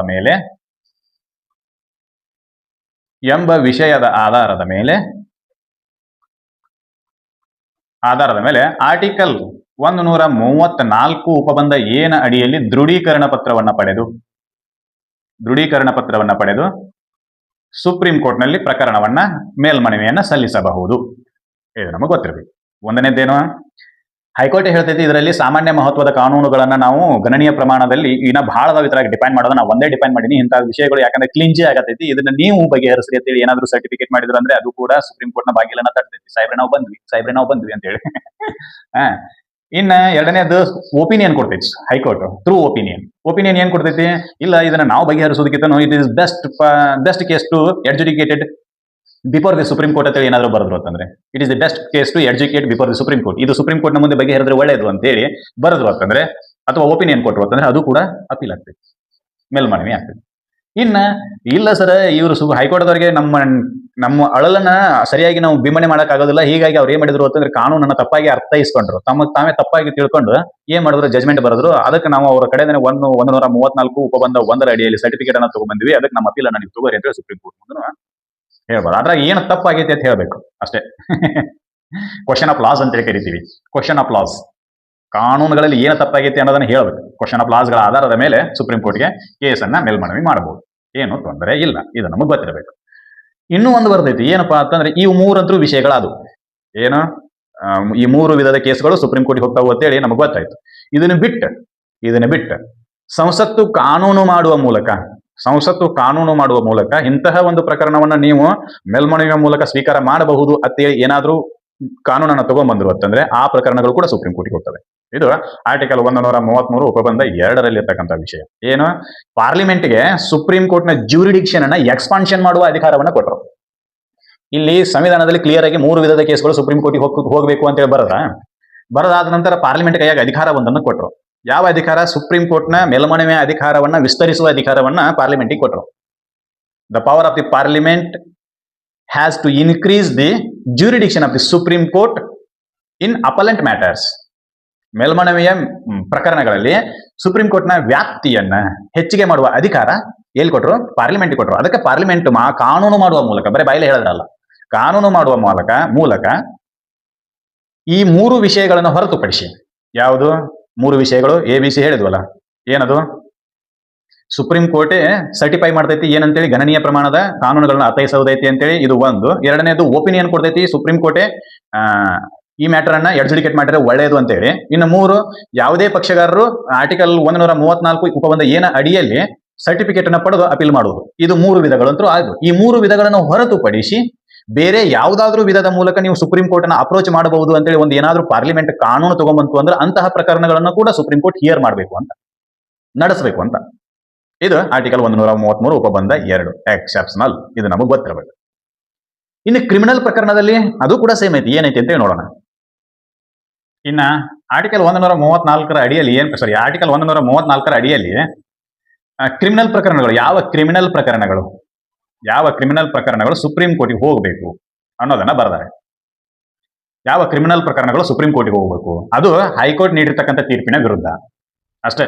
ಇದು ಗೊತ್ತಿರಬೇಕು. ಅದ್ರಾಗ ಒಂದನೇದು ಎಂತಹ ಪ್ರಕರಣ ಹೋಗ್ಬೇಕು ಅಂತಂದ್ರೆ, ಒಂದನೇದು ಬರೀತಾರೆ ಏನಂತೇಳಿ, ಕೆಳ ನ್ಯಾಯಾಲಯದ ತೀರ್ಪಿನ ವಿರುದ್ಧ ಅಥವಾ ಅದಕ್ಕೆ ವ್ಯತಿರಿಕ್ತವಾಗಿ ರಿವರ್ಸ್ ಮಾಡಿ ಏನಾದ್ರೂ ಜಜ್ಮೆಂಟ್ ಬರೆದ್ರು ಅಂತಂದ್ರೆ, ಅದು ಜಜ್ಮೆಂಟ್ ಸೆಂಟೆನ್ಸ್ ಅನ್ನು ಕೊಟ್ಟಿದ್ರು ಅಂತಂದ್ರೆ, ಅಂದ್ರೆ ಶಿಕ್ಷೆಯನ್ನ ಕೊಟ್ಟಿದ್ರು ಅಂತಂದ್ರೆ, ಅದು ಶಿಕ್ಷೆ ಯಾವುದು ಅಂತಂದ್ರೆ ಯಾವ್ದಾದ್ರೂ ಆಗಿರ್ಬೋದು. ಫಾರ್ ಎಕ್ಸಾಂಪಲ್, ಜೂನಿಯರ್ ಕೋರ್ಟ್ ನಲ್ಲಿ ಅಥವಾ ಡಿಸ್ಟಿಕ್ ಕೋರ್ಟ್ ನಲ್ಲಿ ಒಬ್ಬ ವ್ಯಕ್ತಿಯನ್ನ ಬಿಡುಗಡೆ ಮಾಡಿದ್ರು ಅಂತಂದ್ರೆ ಇದನ್ನ ಅಪೀಲ್ ಮಾಡಿರ್ತಾರೆ ಡಿಸ್ಟಿಕ್ ನ APP ಅವರು, ಸರ್ಕಾರದ ಪರವಾಗಿರ್ತಕ್ಕಂಥ ವಕೀಲರು ಅಪೀಲ್ ಮಾಡಿರ್ತಾರೆ. ಅಲ್ಲಿ ಏನ್ ಮಾಡ್ತಾರೋ ಅಂತಂದ್ರೆ ಹೈಕೋರ್ಟ್ ನವರು ಆ ಪ್ರಕರಣವನ್ನು ಆಲಿಸಿ ಕೇಳಿ ಅವ್ನಿಗೆ ಶಿಕ್ಷೆ ಕೊಟ್ಟಿದ್ರು ಅಂತಂದ್ರೆ ಅದನ್ನ ಅಪೀಲ್ ಮಾಡಬಹುದು. ಎಲ್ಲಿ? ಸುಪ್ರೀಂ ಕೋರ್ಟ್ ನಲ್ಲಿ. ಬಿಡುಗಡೆ ಮಾಡಿದ್ರು ಅಂತಂದ್ರೆ not necessary, there is no need to appeal before Supreme Court when the accused person is acquitted by the High Court. But in this case, the acquitted person will be convicted. Then it is put to the appeal before Supreme Court. ಅನ್ನಂಗದು. ವ್ಯತಿರಿಕ್ತವಾಗಿ ಕೆಳ ನ್ಯಾಯಾಲಯದ ತೀರ್ಪಿಗೆ ವ್ಯತಿರಿಕ್ತವಾಗಿ ತೀರ್ಪನ್ನ ಕೊಟ್ಟು ಶಿಕ್ಷೆಗೆ ಒಳಪಡಿಸಿದ್ರು ಅಂತಂದ್ರೆ, ಬಿಡುಗಡೆ ಮಾಡಿರ್ತಕ್ಕಂಥ ಕೆಳ ನ್ಯಾಯಾಲಯಗಳು ಒಬ್ಬ ವ್ಯಕ್ತಿಯನ್ನ ಅಥವಾ ಆಪಾದಿತ ವ್ಯಕ್ತಿಯನ್ನ ಬಿಡುಗಡೆ ಮಾಡಿ ಆದೇಶ ಮಾಡಿದಾಗ ಹೈಕೋರ್ಟ್ದವ್ರು ಏನ್ ಮಾಡ್ತಾರೋ ಅಂತಂದ್ರೆ, ಕೆಳಗಿನ ಕೋರ್ಟ್ನವ್ರು ಕೊಟ್ಟಿರ್ತಕ್ಕಂಥ ತೀರ್ಪು ಸರಿ ಇಲ್ಲ, ಇಲ್ಲಿ ನನ್ನ ಮುಂದೆ ತಗೊಂಬರಿ ಅಂತ ತಗೊಂಡು ಅವಂಗ ಕನ್ವಿಕ್ಷನ್ ಮಾಡಿದ್ರು ಅಂತಂದ್ರೆ ಆ ಕೇಸು ಅಪೀಲ್ ಮಾಡಲು ಅರ್ಹ ಇರ್ತೈತಿ. ಇದು ಒಂದ್ ರೀತಿ, ಇದು ನಮಗೆ ಗೊತ್ತಿರಬೇಕು. ಇನ್ನು ಎರಡನೇದು, ಈ ಹೈಕೋರ್ಟ್ನ ಅಡಿಯಲ್ಲಿ ಯಾವ್ಯಾವ ಕೋರ್ಟ್ ಬರ್ತಾವೆ ಅಂತಂದ್ರೆ ಸಬಾರ್ಡಿನೇಟ್ ಕೋರ್ಟ್ಸ್ ಅಂತ ಬರ್ತವೆ. ಅಂದ್ರೆ district court, DJ court, district judge court, JMFC ಕೋರ್ಟ್ಗಳು, ಹಿಂಗೆ ಎಲ್ಲಾ ಕೋರ್ಟ್ಗಳು ಈ ಸುಪ್ರೀಂ ಕೋರ್ಟ್ನ ಅಥಾರಿಟಿಯ ಅಡಿಯಲ್ಲಿ ಬರ್ತವೆ. ಈ ಅಥಾರಿಟಿ ಅಡಿಯಲ್ಲಿ ಬರ್ತಕ್ಕಂಥ ಕೋರ್ಟ್ನಲ್ಲಿ ಒಂದು ಪ್ರಕರಣ ನಡೀತಿರ್ತೈತಿ. ಆ ಪ್ರಕರಣವನ್ನ ತನ್ನ ವ್ಯಾಪ್ತಿಗೆ ತೆಗೆದುಕೊಂಡು ನನ್ನ ಕಳಿಸ್ಕೊಟ್ರಲ್ಲೇ ನಾ ಬಗೆಹರಿಸ್ನು ಅಂತ ಹೇಳಿ ಹೈಕೋರ್ಟ್ ಅವರು ತನ್ನ ವ್ಯಾಪ್ತಿಗೆ ತೆಗೆದುಕೊಂಡು ಆ ಪ್ರಕರಣದಲ್ಲಿ ಆಪಾದಿತ ವ್ಯಕ್ತಿಗೆ, ಅಕ್ಯೂಸ್ಡ್ ಪರ್ಸನ್ಗೆ ಏನ್ ಮಾಡ್ತಾರೆ, ಶಿಕ್ಷೆ ಕೊಟ್ಟರು ಅಂತಂದ್ರೆ ಒಂದು ಜಜ್ಮೆಂಟ್ ಬರ್ದಿರ್ತಾರೆ. ಸಬಾರ್ಡಿನೇಟ್ ಕೊಡದವರು ಜಜ್ಮೆಂಟ್ ಬರ್ದಿರ್ತಾರೆ. ಜಜ್ಮೆಂಟ್ ನ ವಿರುದ್ಧವಾಗಿ ವ್ಯತಿರಿಕ್ತವಾಗಿ ಹೈಕೋರ್ಟ್ ನಲ್ಲಿ ಅಪೀಲ್ ಮಾಡಿದಾಗ ವ್ಯತಿರಿಕ್ತವಾಗಿ ತೀರ್ಪು ಬಂದಿತ್ತು ಅಂತಂದ್ರೆ, ಅಂದ್ರೆ ಸಬಾರ್ಡಿನೇಟ್ ಕೋರ್ಟ್ ನ ವಿರುದ್ಧ ತೀರ್ಪು ಬಂದು ಅವ್ನಿಗೆ ಶಿಕ್ಷೆ ಪ್ರಕಟ ಮಾಡಿದ್ರು ಅಂತಂದ್ರೆ ಅಂತಹ ಪ್ರಕರಣಗಳು ಕೂಡ ಅಪೀಲ್ ಆಗಕ್ಕೆ ಯೋಗ್ಯ ಅಂತ ಬರೀತಾರೆ. ಇನ್ನು ಎರಡನೇದ್ದು, ಕೆಳ ನ್ಯಾಯಾಲಯದಲ್ಲಿ ಚಾಲ್ತಿಯಲ್ಲಿರ್ತಕ್ಕಂಥ ಪ್ರಕರಣಗಳನ್ನ ಹೈಕೋರ್ಟ್ ಏನ್ ಮಾಡ್ತೈತಿ ಅಂತಂದ್ರೆ ತನ್ನ ವ್ಯಾಪ್ತಿಯಲ್ಲಿ ಬರ್ತಕ್ಕಂಥ ಕೋರ್ಟ್ಗಳಿಂದ ಆ ಪ್ರಕರಣಗಳನ್ನ ತರಿಸಿಕೊಂಡು ಆ ಪ್ರಕರಣದಲ್ಲಿರ್ತಕ್ಕಂಥ ಆಪಾದಿತ ವ್ಯಕ್ತಿಗೆ ಶಿಕ್ಷೆಯನ್ನ ಕೊಟ್ಟರು ಅಂತಂದ್ರೆ ಆ ಪ್ರಕರಣವು ಕೂಡ ಸುಪ್ರೀಂ ಕೋರ್ಟ್ಗೆ ಫಿಟ್ ಫಾರ್ ಅಪೀಲ್ ಮಾಡಲು ಅಥವಾ ಮೇಲ್ಮನವಿ ಸಲ್ಲಿಸಲು ಯೋಗ್ಯ ಅಂತ ಬರೀತಾರೆ. ಇನ್ನು ಮೂರನೇದ್ದು ಅದೇ ಸೇಮ್, ಏನು ಕಾನೂನನ್ನ ಅರ್ಥೈಸೋದು ಅವಶ್ಯಕತೆ ಐತಿ ಅಂತೇಳಿ, ಕಾನೂನು ಅರ್ಥೈಸುವುದು ಅವಶ್ಯಕತೆ ಐತಿ, necessary to define the laws ಅಂತೇಳಿ ಬರೋದು ಆರ್ಟಿಕಲ್ 134 ಏನ ಅಡಿಯಲ್ಲಿ ಏನಾದ್ರೂ ಸರ್ಟಿಫಿಕೇಟ್ ಅನ್ನ ಮಾಡಿದ್ರು ಅಂತಂದ್ರೆ ಅದು ಕೂಡ ಅಪೀಲ್ ಮಾಡಕ್ ಯೋಗ್ಯ. ಇದು 3 ಕಂಡೀಷನ್. ಒಂದನೇದ್ದು, ಕೆಳ ನ್ಯಾಯಾಲಯಗಳ ತೀರ್ಪಿನ ವ್ಯತಿರಿಕ್ತ ತೀರ್ಪು ಬರೆದು ಏನೋ ಶಿಕ್ಷೆಯನ್ನ ಕೊಟ್ಟಿದ್ರು ಅಂತಂದ್ರೆ ಅದು ಕೂಡ ಅಪೀಲ್ ಮಾಡಲು ಯೋಗ್ಯ. ಇನ್ನು ಕೆಳ ನ್ಯಾಯಾಲಯದಲ್ಲಿರ್ತಕ್ಕಂಥ ಪ್ರಕರಣಗಳನ್ನ ತನ್ನ ಹತ್ರ ಕರೆಸಿಕೊಂಡು ಅದಕ್ಕೆ ವ್ಯತಿರಿಕ್ತವಾಗಿ ತೀರ್ಪು ಬರೆದ್ರು, ಶಿಕ್ಷೆ ಪ್ರಕಟ ಮಾಡಿದ್ರು ಅಂತಂದ್ರೆ ಅದು ಕೂಡ ಅಪೀಲ್ ಮಾಡಕ್ ಯೋಗ್ಯ. ಇನ್ನೊಂದು, ಜಜ್ಮೆಂಟ್ ಬರೆದ ನಂತರ ಈ ಪ್ರಕರಣದಲ್ಲಿ ಕಾನೂನನ್ನ ಅರ್ಥೈಸೋದು ಇನ್ನೂ ಬಾಕಿ ಇದೆ ಅಂತೇಳಿ ಏನಾದ್ರೂ ಬರ್ದಿದ್ದು ಅಂತಂದ್ರೆ ಅದು ಕೂಡ ಏನು ಅಪೀಲ್ ಮಾಡಲು ಯೋಗ್ಯವಾಗಿರ್ತೈತಿ. ಇದ್ರ ಜೊತೆಗೆ ಈ 3 ಕಂಡೀಷನ್ಗಳನ್ನು ಹೊರತುಪಡಿಸಿ ಬೇರೆ ಕಂಡೀಷನ್ಗಳಿದ್ದಲ್ಲಿ, ಬೇರೆ ಪರಿಸ್ಥಿತಿಗಳಿದ್ದಲ್ಲಿ ಪಾರ್ಲಿಮೆಂಟ್ ಕಾನೂನು ಮಾಡುವ ಮೂಲಕ, ಸಂಸತ್ತು ಕಾನೂನು ಮಾಡುವ ಮೂಲಕ ಇಂತಹ ಪ್ರಕರಣಗಳು ಕೂಡ ಸುಪ್ರೀಂ ಕೋರ್ಟ್ಗೆ ಹೋಗಬಹುದು ಅಂತೇಳಿ ಏನಾದ್ರೂ ಕಾನೂನನ್ನು ತಗೊಂಡ್ಬಂದ್ರು ಅಂತಂದ್ರೆ ಅದರ ಅಡಿಯಲ್ಲಿ ಬಂದಿರತಕ್ಕಂಥ ಕಾನೂನಿನ ಮೂಲಕ ಯಾರಾದ್ರೂ ಅಪೀಲ್ ಮಾಡಿದ್ರು ಅಂತಂದ್ರೆ ಅಂತಹ ಪ್ರಕರಣಗಳನ್ನು ಕೂಡ ಸುಪ್ರೀಂ ಕೋರ್ಟ್ ಹಿಯರ್ ಮಾಡಬೇಕು. That is an important. ಅಲ್ಲಿ ಏನ್ ಹೇಳಿದ್ವಿ, ಕಾನೂನು ಮಾಡುವ ಮೂಲಕ ಅಲ್ಲಿಯ ಕಂಡೀಷನ್ಗಳನ್ನು, ಸಿವಿಲ್ ಮ್ಯಾಟರ್ ನಲ್ಲಿ ಇರತಕ್ಕಂಥ ಕಂಡೀಷನ್ಗಳು 3 ಇದ್ವು. ಆ 3 ಕಂಡೀಷನ್ ಹೊರತುಪಡಿಸಿ ಬೇರೆ ಯಾವುದೇ ವಿಷಯಗಳನ್ನ ಕಾನೂನು ಮಾಡುವ ಮೂಲಕ ಸಂಸತ್ತು ಏನಾದ್ರೂ ಪಾಸ್ ಮಾಡಿತ್ತು ಅಂದ್ರೆ ಅಂತಹ ಪ್ರಕರಣಗಳನ್ನು ಕೂಡ ಸುಪ್ರೀಂ ಕೋರ್ಟ್ ಹಿಯರ್ ಮಾಡಬಹುದು. ಇಲ್ಲಿನೂ ಕೂಡ ಸುಪ್ರೀಂ ಕೋರ್ಟ್ನ ಕ್ರಿಮಿನಲ್ ವ್ಯಾಪ್ತಿಯನ್ನ ಹೆಚ್ಚಿಗೆ ಮಾಡಲು ಆರ್ಟಿಕಲ್ 134 ಉಪಬಂಧ 2 ಅಡಿಯಲ್ಲಿ ಇದನ್ನು ತಗೊಂಡ್ಬಂದ್ರು. ಒಂದು ಅವಕಾಶವನ್ನ ಕೊಟ್ಟರು. ಯಾರಿಗೆ? ಪಾರ್ಲಿಮೆಂಟ್ ಅವರಿಗೆ ಸುಪ್ರೀಂ ಕೋರ್ಟ್ನ ಅಧಿಕಾರದ ವ್ಯಾಪ್ತಿಯನ್ನು ಹೆಚ್ಚಿಸಲು. ಅದು ನಮಗೆ ಗೊತ್ತಿರಬೇಕು. ಇದಿಷ್ಟು ಮಾಹಿತಿ ಆರ್ಟಿಕಲ್ 134. ಸರ್, ಆಗಿ ನೀಡಿದ ಸರ್ಟಿಫಿಕೇಟ್ 134 ಅಡಿ, 134 ಉಪಬಂಧ ಏನ್ ಅಡಿಯಲ್ಲಿ, 134 ಉಪಬಂಧ ಏನ್ ಅಡಿಯಲ್ಲಿ ಅಂತೇಳಿ ಹೇಳಕತ್ತಿರಲ್ಲ. ಅದು ಏನ್ ಸರ್ ಅಂತದೇನ್ ಸರ್ಟಿಫಿಕೇಟ್ ಅಂತೇಳಿ ಕೇಳಿದ್ರೆ ಹೇಳ್ತೀನಿ. ಏನು ಆರ್ಟಿಕಲ್ 134 ಉಪಬಂಧ ಏನ್ ಅಡಿಯಲ್ಲಿ ಹೈಕೋರ್ಟ್ ಸರ್ಟಿಫಿಕೇಟ್ ಮಾಡ್ಬೇಕು. ಏನಂತೇಳಿ, 1ನೇದು ಕಂಡೀಷನ್ ಏನಪ್ಪಾ ಅಂತಂದ್ರ ಅದು ಜಜ್ಮೆಂಟ್ ಬರೀ ತನಕ ಬರೀತೈತಿ ಹೈಕೋರ್ಟ್. ಬರದಾದ ನಂತರ ಅವ್ರಿಗೆ ಅನಿಸ್ತೈತಿ ಏನಂತೇಳಿ, ಇದ್ರಾಗ ಸ್ವಲ್ಪ ನಾವು ಇಬ್ರ ಕೂತು ಚರ್ಚೆ ಮಾಡೋದಕ್ಕಿಂತ ಸುಪ್ರೀಂ ಕೋರ್ಟ್ದವರು ಸಂವಿಧಾನದ ಲೈನಿಗೆ, ಅಂದ್ರೆ ತಂದಿರತಕ್ಕಂಥ ಕಾನೂನು ಸಂವಿಧಾನದ ಪ್ರಕಾರ ಐತೋ ಇಲ್ಲೋ ಅನ್ನೋದನ್ನ ಅವರೇ ನೋಡಿ ತೀರ್ಪು ಬರೆದ್ರೆ ಚಲೋ ಅಂತೇಳಿ 134 ಅಡಿಯಲ್ಲಿ ಸರ್ಟಿಫಿಕೇಟ್ ಮಾಡ್ತಾರೆ.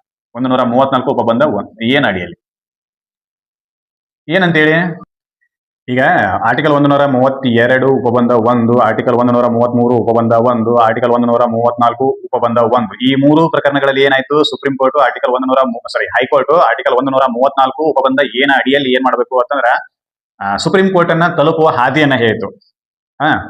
ಅವಾಗ ಜಜ್ಮೆಂಟ್ ಬರೀತೈತಿ. ಅದು ಯಾವುದು, ಹೈಕೋರ್ಟ್ ಜಜ್ಮೆಂಟ್ ಬರದ ತಕ್ಷಣ ಏನ್ ಅನಿಸ್ತೈತಿ ಅಂತಂದ್ರ, ಇಲ್ಲ ಈ ಪ್ರಕರಣ ಸುಪ್ರೀಂ ಕೋರ್ಟ್ದವರು ಅರ್ಥೈಸಿದ್ರು ಅಂತಂದ್ರೆ, ಈ ಕಾನೂನನ್ನು ಸುಪ್ರೀಂ ಕೋರ್ಟ್ದವರು ಡಿಫೈನ್ ಮಾಡಿದ್ರು ಅಂತಂದ್ರೆ ಬಹಳ ಉಪಯೋಗ ಆಗ್ತೈತಿ ಜನತೆಗೆ ಅಂತೇಳಿ ಅವರು ತೀರ್ಪಿನಲ್ಲಿ, ಎಲ್ಲಿ ಜಜ್ಮೆಂಟ್ ಆದ ತಕ್ಷಣದಲ್ಲಿ ಇಮಿಡಿಯೇಟ್ಲಿ ಅದೊಂದು ಸೆಂಟೆನ್ಸ್ ಬರೀತಾರೆ. ಅವ್ರೇನ್ ಸರ್ಟಿಫಿಕೇಟ್ ಮಾಡೋದಂದ್ರೆ ಅದಕ್ಕೊಂದು ಹೊಸ ಫಾರ್ಮೆಟ್ ಹಾಕಿ ಆ ರೀತಿಯದು ಏನಿಲ್ಲ. ಏನ್ ಮಾಡ್ತಾರ, ಜಜ್ಮೆಂಟ್ ನೊಳಗೇನೆ ಇಮಿಡಿಯೇಟ್ ಜಜ್ಮೆಂಟ್ ಪ್ರೊನೌನ್ಸ್ ಆದ ತಕ್ಷಣ ಬರೀತಾರೆ. ಏನಂತೆ, ಈ ಪ್ರಕರಣದಲ್ಲಿರ್ತಕ್ಕಂಥ ಇನ್ನೂ ಕೆಲವೊಂದಿಷ್ಟು ಕಾನೂನಿನ ಅಂಶಗಳದಾವ, ಅದನ್ನ ನೀವು ಅರ್ಥೈಸ್ರಿ ಅಂತೇಳಿ ಬರೆದ್ರು ಅಂತಂದ್ರೆ ಅದನ್ನ ನೀವು ಅಪೀಲ್ ಮಾಡಿ. ಇದೇ ಸರ್ಟಿಫಿಕೇಟ್, ಮತ್ತೇನಿಲ್ಲ. ಸರ್ಟಿಫಿಕೇಟ್ ಯಾವುದು ಇದೆ, ಏನ ಸೋ ಮೊಟೋ ಟರಾವ್ ಪಾಸ್ ಮಾಡ್ತಾರೆ ಅವರೇ. ತನ್ನಷ್ಟಕ್ಕೆ ತಾನೇ. ಇದು ಈ ಪ್ರಕರಣದಲ್ಲಿ ಇನ್ನೂ ಕೆಲವೊಂದಿಷ್ಟು ಕಾನೂನನ್ನು ಅರ್ಥೈಸುವ ಅಂಶಗಳದಾವೆ, ಅದನ್ನ ನೀವು ಅರ್ಥೈಸ್ರಿ ಅಂತ ಸುಪ್ರೀಂ ಕೋರ್ಟ್ಗೆ ಹೇಳ್ತಾರೆ. ಅವರು ಸರ್ಟಿಫೈಡ್ ಮಾಡ್ತಾರೆ. ಅಂದ್ರೆ ನಾನು ಬಗೆಹರಿಸಿನಿ, ಆದ್ರೆ ಇನ್ನೂ ಕೆಲವೊಂದಿಷ್ಟು ವಿಷಯಗಳು ಇದ್ರಾಗ ಡಿಫೈನ್ ಮಾಡುವಂತವು ಅದಾವು ಅಂತೇಳಿ ಅದಾವು, ಅದಕ್ಕೆ ನೀವು ಇದನ್ನ ಬಗೆಹರಿಸ್ರಿ ಅಂತೇಳಿ ಅವರು ಸರ್ಟಿಫೈ ಮಾಡ್ತಾರೆ. ಅದಕ್ಕೆ ಸೆಕ್ಷನ್ ಯಾವ್ದಪ್ಪ ಅಂತಂದ್ರೆ ಆರ್ಟಿಕಲ್ 134 ಉಪಬಂಧ ಎ. ಇದು ಒಂದ್ ರೀತಿ. ಇನ್ನೊಂದು ರೀತಿ ಏನಾಕೈತಿ ಅಂತಂದ್ರೆ ಪಾರ್ಟಿ ಪಕ್ಷಗಾರರು ಏನ್ ಮಾಡ್ತಾರ ಅಂತಂದ್ರೆ, ಸಾಹೇಬ್ರೆ ನೀವು ಬರ್ದದ ತೀರ್ಪು ನಮಗೆ ಸರಿ ಬರಲಿಲ್ಲ, ಈ ಕಾನೂನನ್ನ ನೀವು ಹಿಂಗೆ ತಪ್ಪು ಬರ್ದೆ, ಅದಕ್ಕೆ ನಾವು ಮುಂದಿನ ಕೋರ್ಟಿಗೆ ಅಂದ್ರೆ ಸುಪ್ರೀಂ ಕೋರ್ಟಿಗೆ ಅಪೀಲ್ ಮಾಡೋರಿದ್ದೀವಿ ಅಂತೇಳಿ ಒಂದು ಅಪ್ಲಿಕೇಶನ್ ಅನ್ನು ಕೊಡಬೇಕು. ಇರ್ಲಿಲ್ಲ ಅಂದ್ರೆ ಮೌಖಿಕವಾಗಿ ಆದ್ರೂ ಹೇಳ್ಬೇಕು. ಅಪ್ಲಿಕೇಶನ್ ಆದ್ರೂ ಕೊಡಬಹುದು, ಮೌಖಿಕವಾಗಿ ಆದ್ರೂ ಹೇಳ್ಬೋದು. ಅವು ಮೌಖಿಕವಾಗಿ ಹೇಳಿದ್ರು ಅಂತಂದ್ರೆ ಏನಾಕತಿ, ಹೇಳಿದಾಗ ಇವ್ರು ಏನ್ ಮಾಡ್ತಾರೆ, ಹೈಕೋರ್ಟ್ ಅವರು ಏನ್ ಮಾಡ್ತಾರೆ ಅಂತಂದ್ರೆ ಅದ್ರ ಮೇಲೆ ಒಂದು ಆರ್ಡರ್ ಮಾಡ್ತಾರೆ. ಎಸ್, ನೀವು ಇಂಥ ತಕರಾರನ್ನ ಎತ್ತಿರೋದ ಕಾರಣ ಈ ಕಾನೂನು ನಾವು ತಪ್ಪಾಗಿ ಅರ್ಥ ಮಾಡಿವಿ ಅಂತೇಳಿ ನಿಮಗೆ ಅನಿಸ್ತಿತ್ತು ಅಂತಂದ್ರೆ ನೀವು ಅಪೀಲ್ ಮಾಡಬಹುದು. ಅಲ್ಲಿವರೆಗೂ ನಮ್ಮ ಜಜ್ಮೆಂಟ್ ಅನ್ನ ನಾವು ಸಸ್ಪೆನ್ಷನ್ ನಲ್ಲಿ ಇಟ್ಟಿರ್ತೀವಿ, ಅಮಾನತಿನಲ್ಲಿ ಇಟ್ಟಿರ್ತೀವಿ. ಅದ್ರ ಅವಧಿ ಇರ್ತೈತಿ 1 ತಿಂಗಳು, 2 ತಿಂಗಳು, 3 ತಿಂಗಳು. ಅಂದ್ರೆ ಎನ್ಫೋರ್ಸಿಗೆ ಬರೋದಿಲ್ಲ ಜಜ್ಮೆಂಟ್, ಆ ಅವಧಿ ಮುಗಿಯೋವರೆಗೂ. ಅಟ್ರೊಳಗೆ ನೀನು ಅಪೀಲ್ ಮಾಡಬೇಕು, ಅಲ್ಲಿ ಹಿಡಿದ ಸ್ಟೇ ಕಾಪಿ ತೊಗೊಂಡ್ಬರ್ಬೇಕು. ಇದು ಮ್ಯಾಟರ್ ಇರೋದು. ನಾವು ನೋಡಿವಿ ಬಹಳ ಪ್ರಕರಣಗಳಲ್ಲಿ ನೋಡಿವಿ ಏನಂತಂದ್ರೆ, ಜಜ್ಮೆಂಟ್ ಆಗ್ತೈತಿ, ಯಾವುದೋ ಒಂದು ಕನ್ವಿಕ್ಷನ್ ಆಗ್ತೈತೋ ಅಥವಾ ಯಾವುದೋ ಒಂದು ಸಿವಿಲ್ ಮ್ಯಾಟರ್ನೊಳಗೆ ತೀರ್ಪು ಬರ್ತೈತಿ.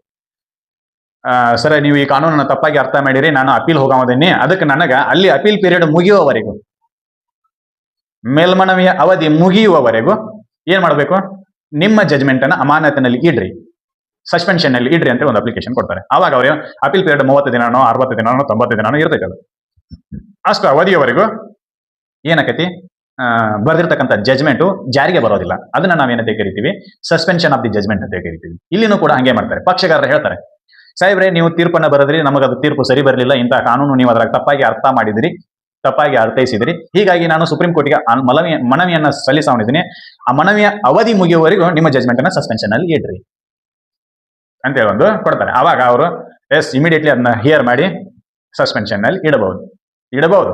ಮನವಿಯನ್ನ ತಿರಸ್ಕಾರನೂ ಕೂಡ ಮಾಡಬಹುದು. ಇಲ್ಲ, ನಾ ಬರ್ದದ್ದೇ ಕರೆಕ್ಟ್ ಐತಿ, ನೀ ಏನು ಅದ್ರ ಅವಶ್ಯಕತೆ ಇಲ್ಲ ಹೋಗೋದು ಅಂತೇಳಿ ತಿರಸ್ಕಾರನೂ ಕೂಡ ಮಾಡಬಹುದು. ಏನು ತೊಂದರೆ ಇಲ್ಲ. They have that much of the power.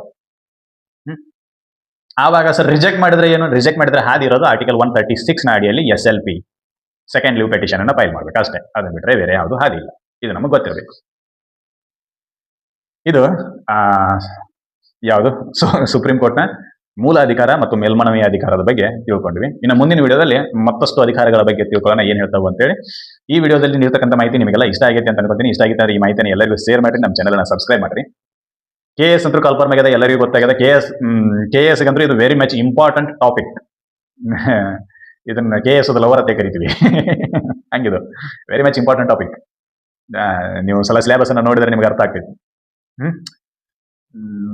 ನೋಡ್ರಿ, ವೆರಿ ಮಚ್ ಇಂಪಾರ್ಟೆಂಟ್ ಟಾಪಿಕ್. ಈ ವಿಡಿಯೋನ ನಿಮ್ಮ ಮಾಹಿತಿಯನ್ನ ಎಲ್ಲರಿಗೂ ಶೇರ್ ಮಾಡಿರಿ, ಯಾರ್ಯಾರು KS ಗೆ ಪ್ರಿಪೇರ್ ಮಾಡ್ತಾರಲ್ಲ. ಜೊತೆಗೆ ಯಾರಿಗೆ ಕಾಮನ್ ಆಗಿ ತಿಳ್ಕೊಳ್ಳುವ ಅವಶ್ಯಕತೆ ಇರ್ತೈತಿ ಅಂತ ಅನಿಸ್ತೈತಿಲ್ಲ, ಅವರು ಕೂಡ ಈ ವಿಡಿಯೋನ ನೋಡ್ಬೋದು, ಏನ್ ತೊಂದರೆ ಇಲ್ಲ. ಅವರಿಗೂ ಕೂಡ ಈ ವಿಡಿಯೋನ ಶೇರ್ ಮಾಡಿರಿ ನಾಲೆಜ್ ಪರ್ಪಸ್ಗೆ. ಲೈಕು ಕಮೆಂಟು ಮಾಡ್ರಿ, ಆರಾಮಾಗಿ ಓದ್ರಿ, ಆರಾಮಾಗಿ ಊಟ ಮಾಡ್ರಿ, ಆರಾಮಾಗಿ ನಿದ್ದೆ ಮಾಡ್ರಿ. ಈ ಮೂರನ್ನು ಬಿಟ್ಟು ಏನು ಮಾಡಕ್ ಹೋಗ್ಬೇಡ್ರಿ. ಮುಂದಿನ ವಿಡಿಯೋದಲ್ಲಿ ಮತ್ತೆ ನಾನು ನಿಮ್ಮನ್ನ ಭೇಟಿ ಮಾಡ್ತೀನಿ. ಅಲ್ಲಿವರೆಗೂ ಧನ್ಯವಾದಗಳು.